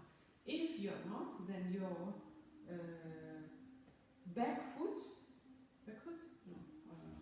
front foot, is going to go to the side. So always think of your hips. Yeah, but you are fine, you don't have a problem. So I hope people there don't have a problem as well. But you see, this is heel to heel, and this is hip distance. So do hip distance if heel to heel is too much. So right foot straight, left 90 degrees, arms wide. First, we're bringing right hip in. So just show me this movement. It's not movement forward and back or circle. It's like in one plane, back and forth, hip movement only, that's it. So we are bringing left hip up, right hip up, down first, looking at the right hand, reaching forward, reaching down, so the head is on top of the leg and your head is not still looking down. And then when you're grounded, then you bring your upper arm perpendicular and you stay here. Good. Now you push your feet away from each other. You look up. If you don't have balance, you look down. Good. And exhale, look down. 3, inhale, press through the back foot, come all the way up. Turn the feet right straight, left 90 degrees. Bring now your left hip in. Left hip in, but it's not going back, it's going to the side. Just look at your left hand. Look forward, lengthen, look down, ground the hand, pull the hand up. Pull the leg up with the hand, and now the upper arm perpendicular, and you look into your hands. Good. Exhale down. 5. Now come all the way up. Feet parallel, arms wide. Feet parallel, arms wide, and back to the center of the mat. Good. Now we do choreography. 1 inhale, right straight, left 90 degrees, heel to heel, hip in. Look your forward hand. Look forward, down, pull the leg, reach up, look up to the hand. Good, this is Vinyasa 2. Exhale, go down.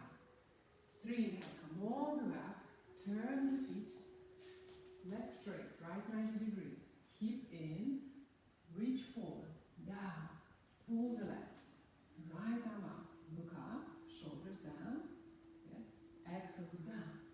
5, inhale, come all the way up, parallel, arms wide. Good. Well done. So this is Trikonasana full 5 vinyasa. So just once again I'll show. Stand here. Don't do it yet. 1 inhale, 2 exhale, 5 breath here. Look down and exhale. 3 inhale, rise up. Keep in. 4 exhale down. 5 breath here. 5 inhale. Samastiti. Yeah? And in the here in the studio you can see 5 vinyasa, Trikonasana, and 2 and 4 are states of the asana. So remember, states of the asana is where you stay for 5 breaths. So you stay only because you stay on the right, and then you stay on the left. That's why the count. But we are going to combine it with the Trikonasana B. That's how it's traditionally made. But now we first go and do B, circle.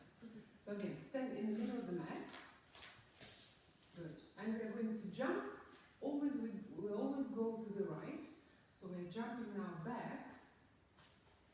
We're going to jump back and look to the back of the mat. Always step. Yeah, I'm just jumping because here are professional jumpers. I want to give them some challenge. Good. Now, arms up. Maybe Andrea a little bit wider for you. No, you your good, Shreya. Good. Arms wide, like a plane.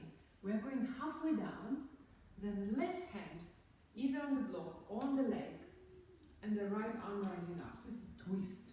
Yeah, it's a revolved triangle. It's a revolved triangle. Good. Excellent. So you allow your hips to move if they want to move, but you want your head on top of the right leg. So don't move your head to the left. Bring it more to the right, Shreya. More forward, more to the right. Yeah. So when you lose the balance, first thing you do, you bend the knee slightly and then you look down. Yeah? Okay, now again, exhale, coming back. And 3, inhale, come all the way up. Turn to the front of the mat. Realign your feet. So both feet look forward. Back foot can be 45 degrees from the middle line, but not 90 degrees. I'll explain in the next class how to break the knees. So a little bit even less angle if you can on the back. Yeah. No, opposite. Toes inward more. Exactly. Yeah, a little bit wider stance. A bit wider stance between the feet. Yeah.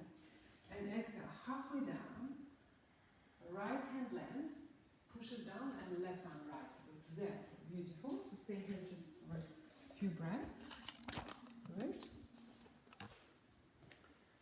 And 5, inhale, all the way up. Feet parallel, arms wide, always, and back to Samastiti. Good. So now we're going to combine vinyasas and do Trikonasana A and B together, which means we're not going to come back after a sort of cut. Okay. So in the middle of the mat, preparing. Okay. So, A. 1, inhale, and jumping to the back of the mat, right foot straight, left 90 degrees, keep in. 2, exhale, reach forward, reach down, pull your leg up, lift your left arm up, look up. Just a few breaths. Wonderful.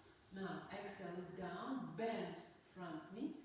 3, inhale, come up, turn the feet, left straight, right 90 degrees, keep in, reach forward, down, pull the leg, reach up.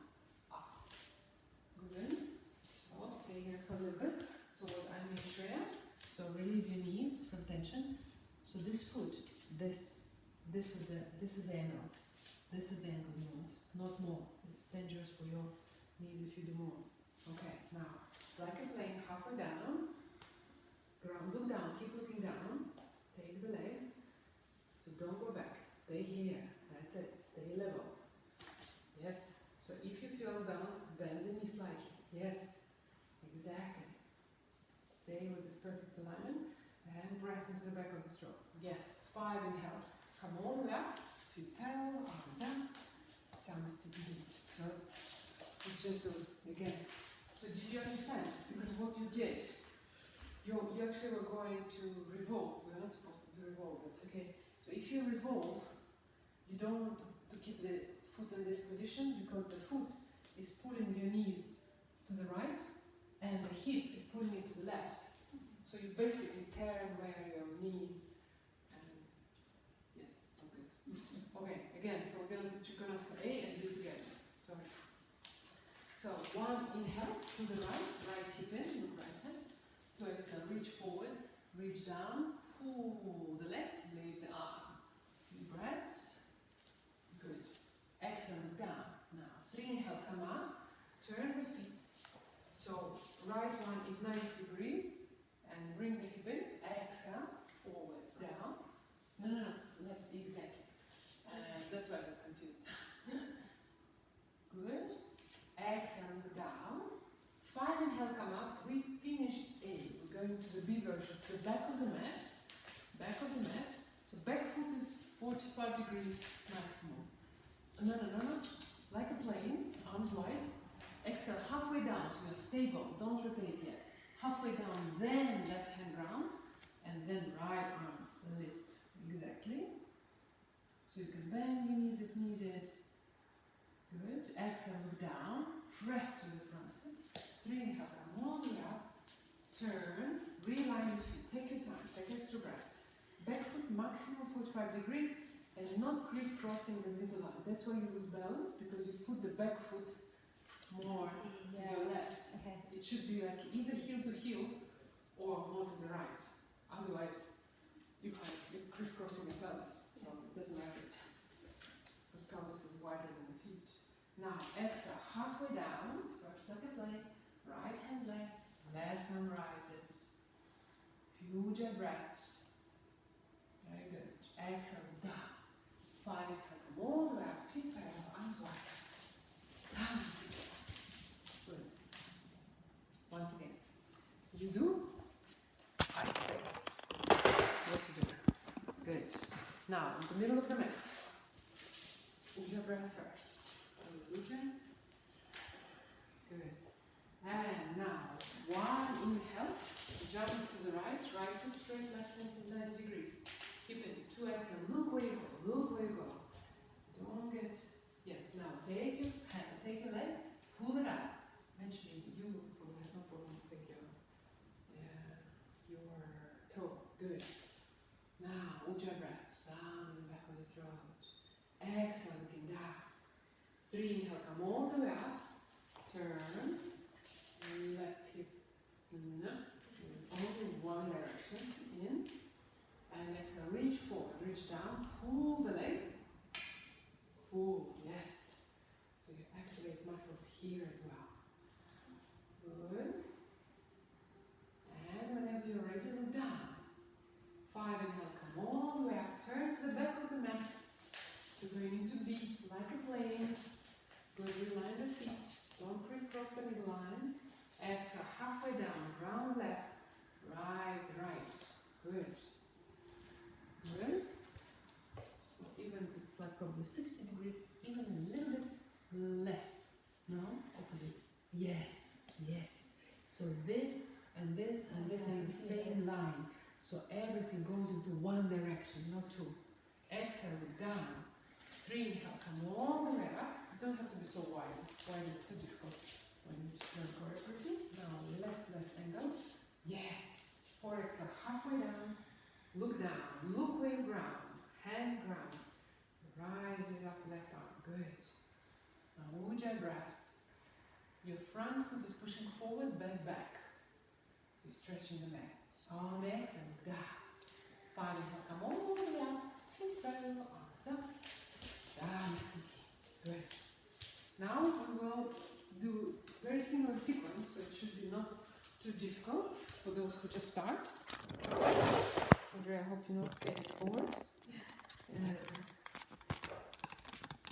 So, just few concepts again, which we keep on repeating.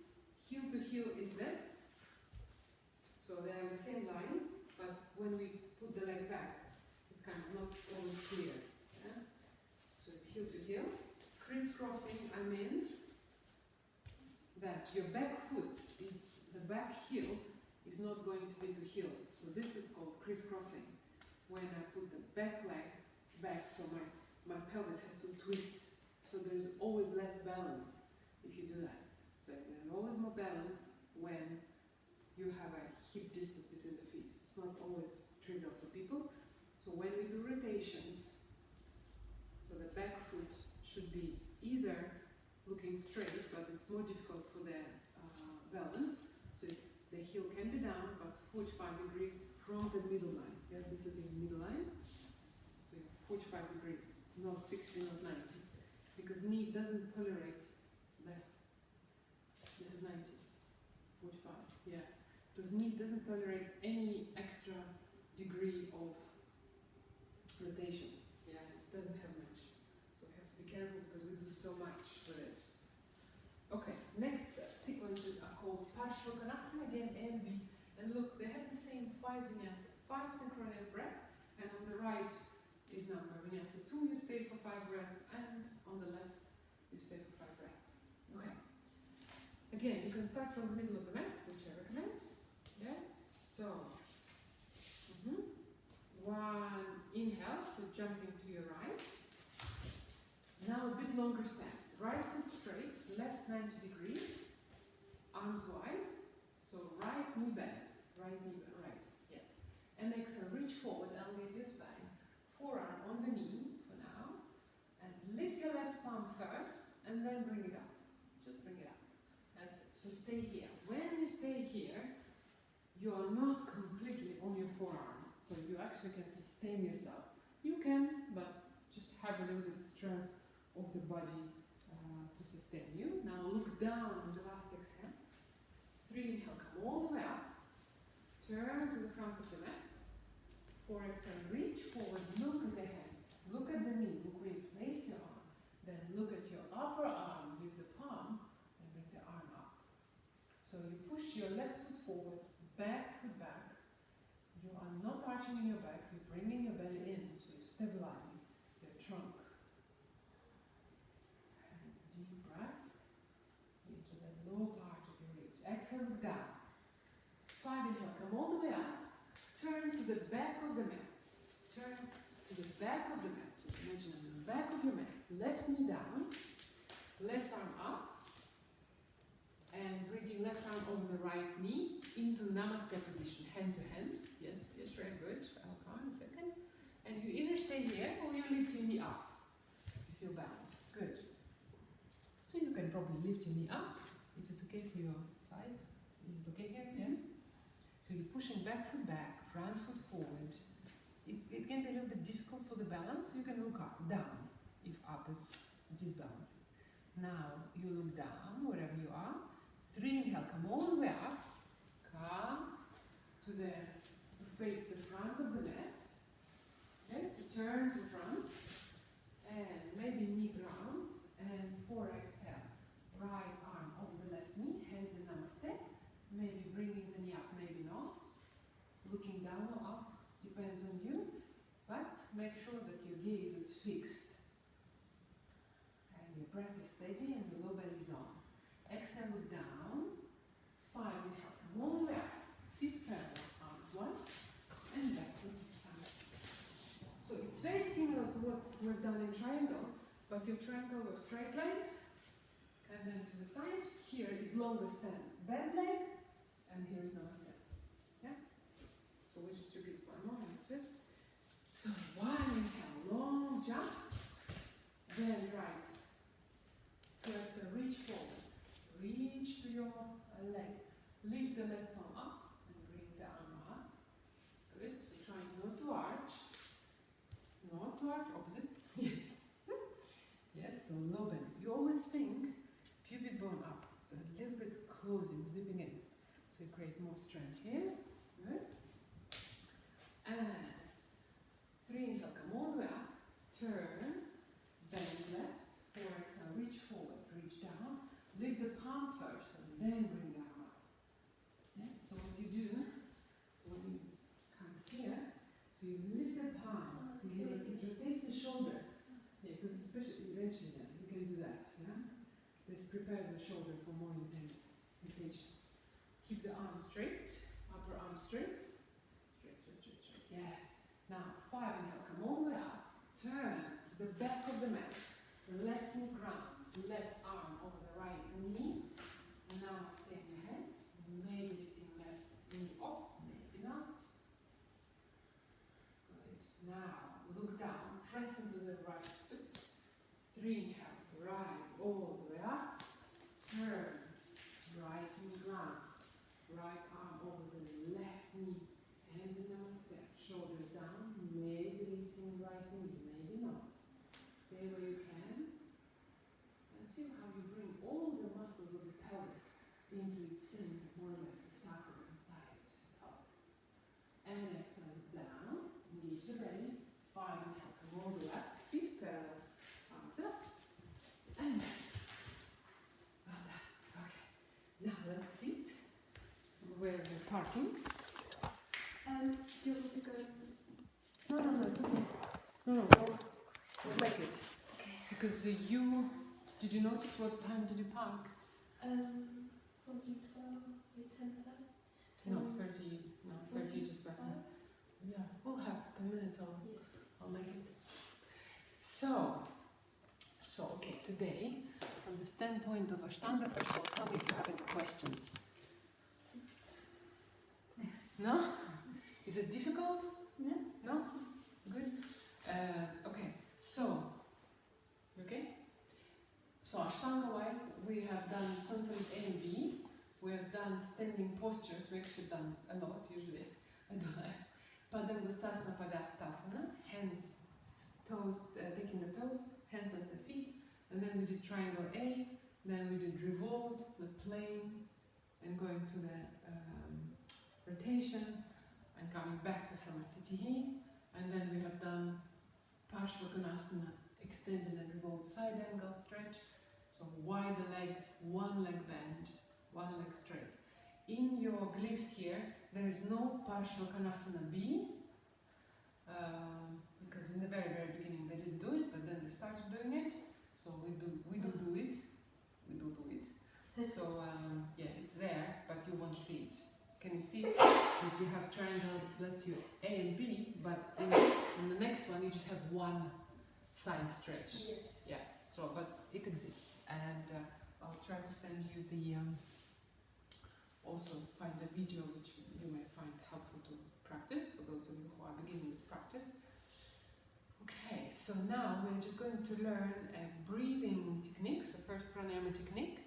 It's called, well, we learned already Ujjayi breath, which you can, it's not the breath you breathe every day all the time, but when you want to calm yourself down, when you want to come to the center, it's good to do a few Ujjayi breaths. So now we will learn to superimpose Ujjayi breath into a technique called Focus 12.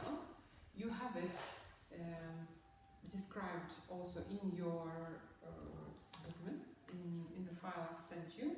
You're gonna see that, it may help. You will see the hand, you see?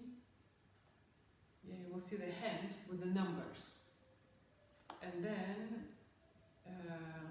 you will also see, just for those of you who like Sanskrit, I have some of you who like Sanskrit in the course, I know, you have numbers and written in English, well, one in Arabic, and Ekam Dve Trini Sanskrit names, so you will start getting used to it. Because I'm trying now to give you only English, but eventually it's gonna, you will slowly, if you stay with me, you will get used to Sanskrit as well. Now, we count in yoga, instead of in the head, we learn how to count digitally. We call it digital counting, on the digits. So we count with a thumb. Traditionally, left hand is used, but you are both right-handed. I use left hand. I find it actually comfortable, but because I do inhale, exhale like this for the students. So use whatever you want, but usually one hand is easier, though some people somehow like both hands, but I think it's more confusing. I don't know. You will see. So what we do with the thumb, we go through the pillows of the fingers, or the phalanxes of the fingers. We don't go in the middle, we go into the pillow. And there are 12 of them. Yeah? 4 fingers, 12. So that's why it's called Focus 12. So we count every breath. The breath, by breath, we mean inhale, exhale, 1. Inhale, exhale, 2. Inhale, exhale, 3. So what we do, just so everybody can see me. So we do inhale, exhale, 1, bottom of the index finger. We just rehearsing choreography. Inhale, exhale, 2, middle of the index finger. Inhale, exhale, 3, top of the index finger. Inhale, exhale, 4, top of the middle. Exhale, 5, top of the ring. Exhale, 6, top of the little. Exhale, 7, middle of the little. Exhale, 8, top of the bottom of the little. Exhale, bottom of the ring. Exhale, 10, bottom of the middle. Inhale, exhale, middle of the middle. And inhale, exhale, middle of the ring. So what's happening here, we're going spirally. We start from the bottom of the index finger, we go up, top of the index finger, then we go across through the tops of whatever fingers we have, then we go down to the top, bottom of the little, then we go across through the bottom into the bottom of the middle, and then we touch 2 which we didn't, 2 middle ones, middle of the middle and middle of the ring. Yeah, so it's basically going up, across, down, left. Yeah, so it creates the spiral model. Yeah, so this is a traditional, very traditional method of counting, because generally, in short, any numbers in in yogic philosophy are associated to converting nature to money or to materialism or to capitalism. Yeah? So we're trying in the meditative practices to get rid of the numbers and rather with the mind right now, which is going to learn how to know that this is 8, this is 10, this is 12, this is 3, this is 8, this is 10. Yeah? So if you wake up at night, somebody tells you, so where on your finger, where on your digit is 7? Yeah? So you will know this is 7. Then you can free your mind, either free completely if your mind is not dense, but if it's dense, like for most of us, you can do mantra or you can do any repetitions or any mental work you would like to do rather than just say numbers, which are associated with, you know, $1, $2, or whatever. So we're trying to get ourselves out of this capitalization platform of the world. So I'm going to guide you. Usually this practice is done independently because again you're going to have different respiratory capacity, but I will guide you just for you to say where to put the finger. But I hope you understood, yeah? So just show me what you understood. 1, 2, 3, 4, 5, 6, 7, 8, 9. No, 10. So 10 is the bottom of the middle, yeah? And then 11 middle of the middle and 12 middle of the ring. Okay? And we are changing the thumb position in the end of the exhalation. So it's like inhale, exhale, 1.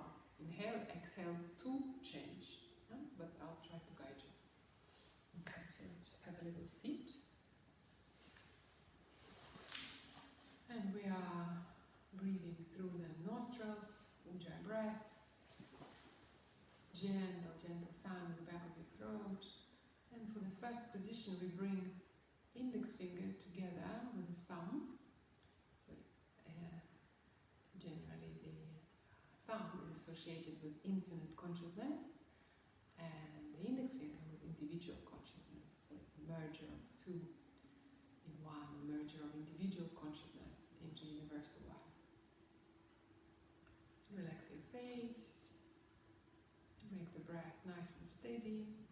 And if at some point you feel that the rhythm I'm inviting you to is not working for you at all, you just break out of this rhythm and go with yours, but I'll try to be more or less not too slow so everybody can go with the same rhythm. So now, wherever you are, let's exhale together. We just synchronize the breath. Exhale. We didn't start yet, just synchronizing. Long inhale. And exhale. Just one more. Synchronizing. Not yet. Inhale.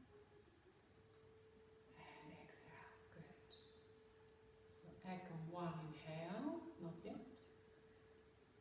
Echo 1 exhale. Bottom of the index finger now. Where to inhale. Where to exhale. Middle of the index finger now. 3 inhale, steady. 3 exhale, top of the index finger. 4 inhale. 4 exhale, top of the middle finger. 5 inhale. 5 exhale, top of the ring. 6 inhale. 6 exhale, top of the little finger. 7 inhale. 7 exhale, middle of the little finger. 8 inhale. 8 exhale, bottom of the little finger. 9 inhale. 9 exhale, bottom of the ring finger. 10 inhale. 10 exhale, bottom of the middle finger. 11 inhale. 11 exhale, middle of the middle finger. 12 inhale. 12 exhale, middle of the ring finger. Inhale, long and steady. And exhale, bringing Gently letting breath go and become natural, organic, so you don't guide it, you don't try to elongate it. Let go of the sound of the ujjayi breath in the back of the throat. And slowly in your own time, let's have a little shavasana. The last posture is when we lie down on the back. So if you need, you can always put the bolster under your knees or under your thighs if you feel the back. But generally we're trying to find a comfortably flat position of the back.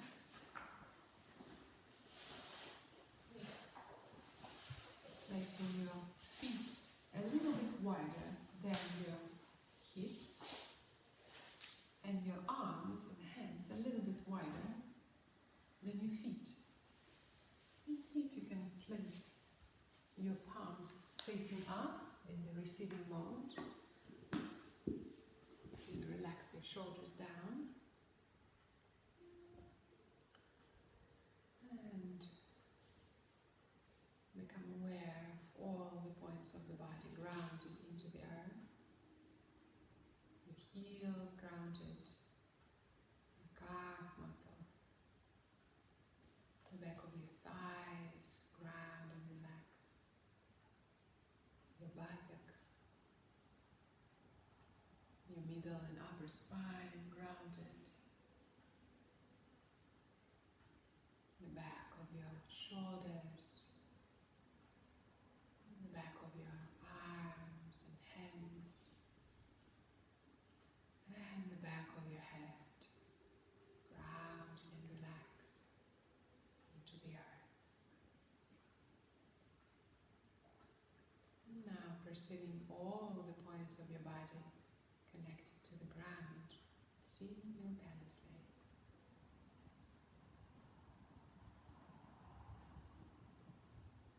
And becoming aware of your forehead,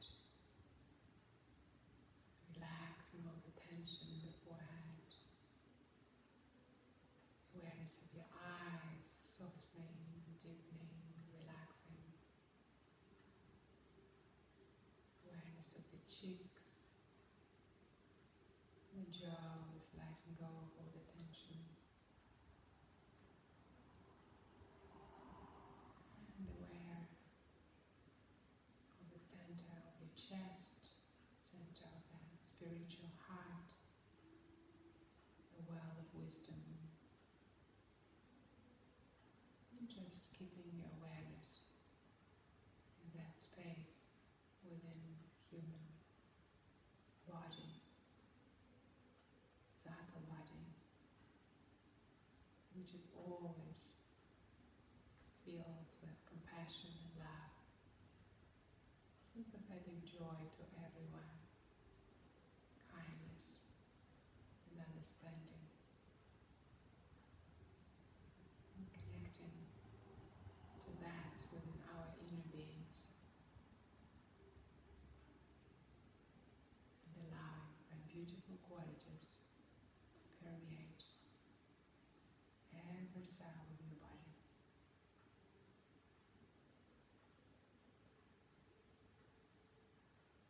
Letting go of all the tension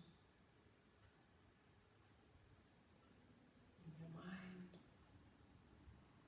in your breath, in your body.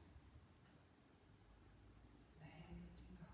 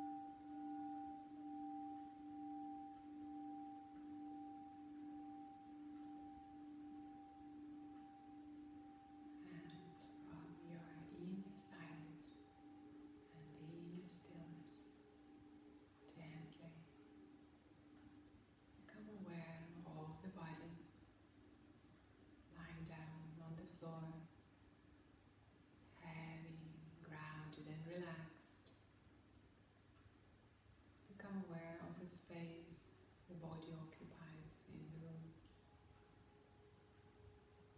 And shift awareness to the flow of the breath, noticing inhalation rising the belly and chest, exhalation relaxing the chest and the belly, rising and falling of the breath.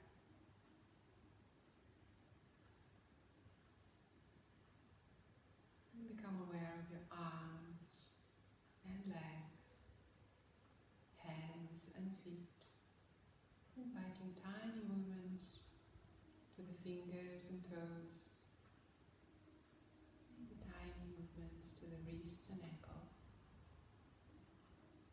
And with the next inhalation, drawing your arms above the head, reaching away with the arms, away with the legs, lengthening, creating more space, as if you yawn with the whole of the body. And welcome to yawn and open your mouth.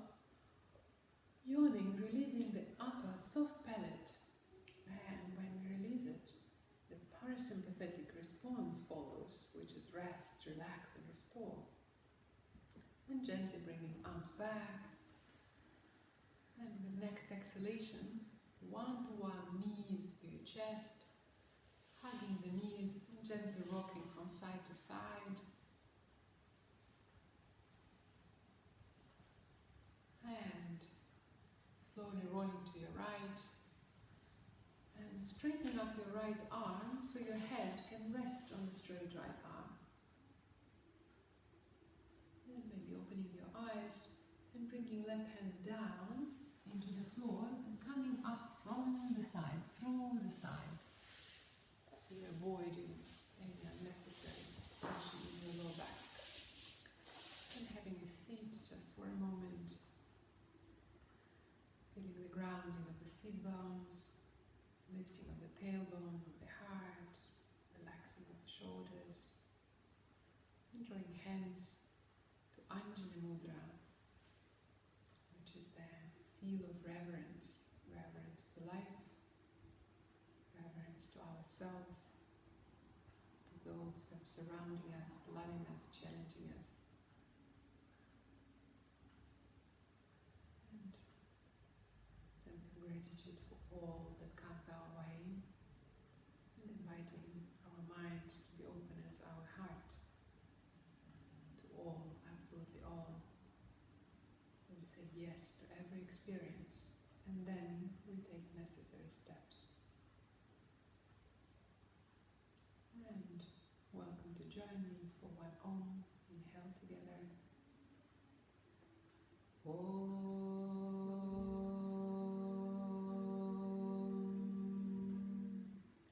Shanti, Shanti, Shanti.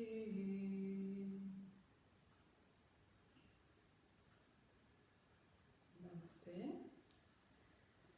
Thank you very much. It was a little bit too short for Shavasana for the rest, because I'm aware of the parking situation. So yes, just to recap quickly, we talked a little bit about Ashtanga Yoga, which is a classical philosophy of yoga, 8 limbs towards spiritual involution, realization. Basically, yoga is about becoming free from suffering, from human suffering. Pain may be inevitable sometimes, but suffering can be avoided. So we do it through the practices of moral, ethical codes, of postures, of breathing and of meditation. So here we start slowly with a little bit of postures, getting more into better alignment. We start with Ashtanga Beginners yoga, the sequences which potentiate in their effect. That's why we learn one after the other. Try to remember them by heart, slowly. You always have support. And so we've done some saying B, and we've done 6 first sequences, which is a lot. So forward bend with hands taking the toes, and then hands under the feet. Then we do triangle A, then revolve triangle, and then the longer stance for the ankle stretch, and then Namaste hands revolved. Yeah? And then we've learned Focus 12 together with Ujjayi breath. And so Ashtanga Beginners yoga's techniques, major techniques are the Ujjayi, Tristana, gazing point, which we will learn, and the Bandha, holding, at the moment, holding the pelvic floor and low part of the pelvis quite engaged. So at the moment we just want to support the strength of the pelvis, what we call core muscles as well. Yeah, at this level practice. That's it. So I will send you the videos for some who want to do. I strongly recommend to practice in the beginning for those for whom this practice, even if you practice vinyasa, but to understand the structure, to do at least like 3 times a week. Otherwise, a human mind, after about 24 hours, 48 hours, becoming blank for most of the people. Obviously, you have like a dancing background. Your memory should be better in this respect, but who knows, you know. So it's better in the momentum. That's why I say generally this course is like 4 Saturdays. Most of the people actually do it in 4 weeks because they also come during the week. So they have a supporting class here and do a little bit at home. You can just do whatever you remember, whatever you can see on the video. And Focus 12, don't forget. And teach Focus 12 your friends, your family, the children around you, because children love it. Even little children, they are completely fascinated how you can synchronize this. Because eventually, remember the idea, you're going to not need the numbers, you will know. Because for more complex practices, we need this technique. It's not like everything in yoga, potentiating. Yeah, we learn a little bit, and then you're going to take the hip into different direction. The same with the breath, you're going to take it in much more sophisticated practices of breathing or meditation. Yeah. Thank you very much. Thank you.